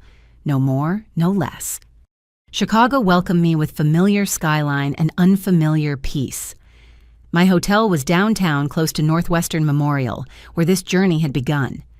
That evening, I visited Ward 7B, arms full of flowers for the patients who'd become friends. "Our flower girl, Mrs. Chen," exclaimed, though she was in her 80s, and I hardly qualified as a girl anymore. "Patricia said you were coming. How's Seattle?" I spent hours catching up, distributing flowers, reading to new patients who looked lost and alone. It felt like coming full circle, except now I gave from abundance rather than emptiness. I had boundaries now. Visiting hours, I stuck to energy. I preserved a hotel room waiting rather than family demands. Patricia's retirement party was the next evening, held in the hospital's community room. She cried when she saw me, enveloping me in a hug that smelled of antiseptic and compassion. "I think about you all the time," she said. My success story. The woman who survived brain surgery and family betrayal and came out stronger. I had help, I reminded her. A nurse who wouldn't let me wake up alone. That mattered more than you know. The room was full of people whose lives Patricia had touched. Patients, colleagues, families she'd comforted through the worst days of their lives. As she gave her retirement speech, she mentioned the importance of chosen family, of finding your people in unexpected places. "We don't get to pick our blood," she said, looking directly at me, "but we do get to pick who we claim, who we show up for, who we let matter." After the party, I found myself walking past my old apartment building. Another family lived there now, their windows glowing with warm light. I felt no pull to the past, no nostalgia for the life I'd lived within those walls. That woman, eternally giving, forever depleting, was as removed as the tumors that had threatened her sight. A text arrived as I stood there, an unknown number that made my chest tighten until I read the content. "Ms. Morrison, this is William Hartley. I'm hosting a memorial tea for my mother tomorrow at 2 p.m. She would have loved knowing you're in town. You'd be most welcome if you're able to attend. Eleanor." Even now, she was creating connections, building bridges between people who understood that family was about choice, not chance. I texted back my acceptance, then returned to my hotel to rest before my evening flight to Via Tree, my planned detour before heading back to Seattle. The memorial tea was held at the Hartley estate, a gracious home full of legal books and Eleanor's garden photos. William greeted me warmly, introducing me to cousins and colleagues who'd all heard about Eleanor's flower girl. We shared stories of her fierce spirit, her late-life transformation, her insistence that kindness mattered more than blood. "She talked about you constantly those last weeks," William said as we stood by her portrait. "Said you showed her what she'd missed by focusing on family obligation over human connection. You helped us reconcile in a way. Helped her see I was worth knowing as a person, not just a disappointing son." "She helped me too," I said. "Helped me see I was worth more than what I could provide. Worth keeping, not just giving away." As the tea wound down, William handed me a small package. "She left this for you. Instructions were to give it when you seem truly free. I believe that time is now." Inside was Eleanor's nursing pin, the original one, not the replica Patricia had given me, and a note. "Dear Flower Girl, if you're reading this, it means you've done what I couldn't do until my 90s. Chosen yourself, worn your worth like armor, found family in unexpected places. This pin belonged to my grandmother, a nurse who understood that healing isn't just physical. It's emotional, spiritual, relational. You heal people not by depleting yourself, but by showing them wholeness is possible. Be whole, dear one. Be free. Be the woman who brings flowers because she wants to, not because she must. That's the difference between love and obligation. One fills you up, the other empties you out. All my love, Eleanor." I flew to Via Tree. That evening, Eleanor's pin close to my heart. The humid air was a shock after Seattle's crispness, but there was something soothing about being somewhere entirely my own, unpolluted by family history or obligation. The next morning, I visited Hung King Temple, climbing the stone steps as incense wafted through ancient trees. At the top, I lit 3 sticks of incense, one for Dad, who'd tried to protect me, one for Eleanor, who'd shown me my worth, and one for the old Caitlin, who'd given everything so this new version could finally receive. I thought about family as I watched the smoke rise, how my birth family had taught me what not to accept, how my chosen family had shown me what to seek, how solitude had revealed what to keep. The tumor surgery had restored my vision, but the family surgery had restored my life. My phone buzzed with a photo from Grace, her new office complete with windows and a view. Patricia texted about a patient who'd asked after the flower lady. Carl, the driver, sent his daughter's graduation announcement. Real connections, freely chosen, mutually supportive. As I descended the temple steps, a notification appeared from my Seattle life. The startup was opening a Tokyo office. Would I consider leading it? New challenges, new cities, new possibilities, all available because I'd finally stopped pouring myself into broken vessels. Yes. I whispered not to the job offer yet, but to life itself, to choices made from abundance rather than obligation, to family formed by selection rather than genetics, to the woman I'd become by cutting away everything that no longer belonged. That evening, back in my hotel, I video called my Sunday patients. Mrs. Chen showed me her new watercolor paintings. Mr. Rodriguez played his guitar. Patricia popped in to wave hello. My chosen family scattered but connected, held together by genuine care rather than guilty bonds. I thought about Mom, gone now beyond my forgiveness or condemnation.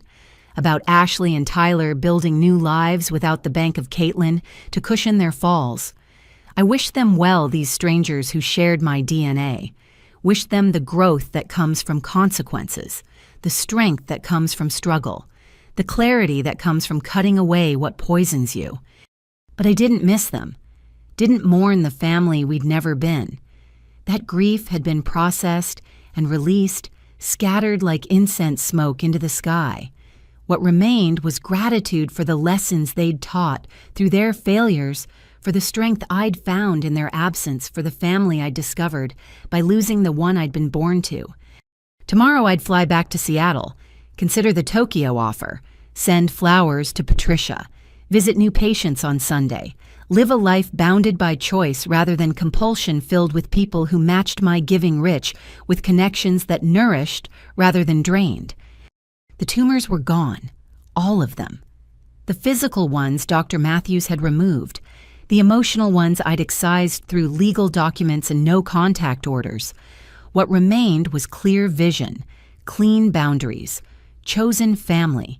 What remained was me, whole and free, exactly as Dad had wished, exactly as Eleanor had seen, exactly as I'd always been beneath the layers of obligation. My phone lit up with the family group chat notification, except this one was different. Seattle Chosen Family. Grace had named it. 7 members and growing people who showed up without being begged, who gave without keeping score, who loved without conditions. Movie night when you're back, someone suggested. Caitlin's picking, Grace insisted. She introduced us to that weird art film last time that made us all cry. I smiled, typing back, deal, but someone else brings tissues. The responses came quick. Laughing emojis, hearts, offers to bring snacks and wine and themselves. My family, my real family, the one I'd found by losing the one that had been slowly killing me. To those struggling with family who take without giving, who drain without filling, who expect endless sacrifice while offering nothing in return, there's another way. It requires tremendous courage, maybe even brain surgery levels of pain, but on the other side is freedom. The freedom to choose your family. The freedom to say no. The freedom to keep something for yourself. The freedom to be. Are you in a family situation where you're always giving but never receiving? Have you ever had to choose between your well-being and family obligations? I'd love to hear your story in the comments below. If this story resonated with you, please like and subscribe to hear more stories about finding strength, setting boundaries, and choosing yourself. Share this with someone who might need to hear that family isn't always about blood. Sometimes it's about who shows up when you're recovering from surgery, who brings flowers to your celebration, who sees your worth beyond what you can provide. Thank you for joining me on this journey. Remember, you deserve a family who pours into you as much as you pour into them. You deserve to be loved for who you are, not what you give. You deserve to choose yourself. Until next time, be free.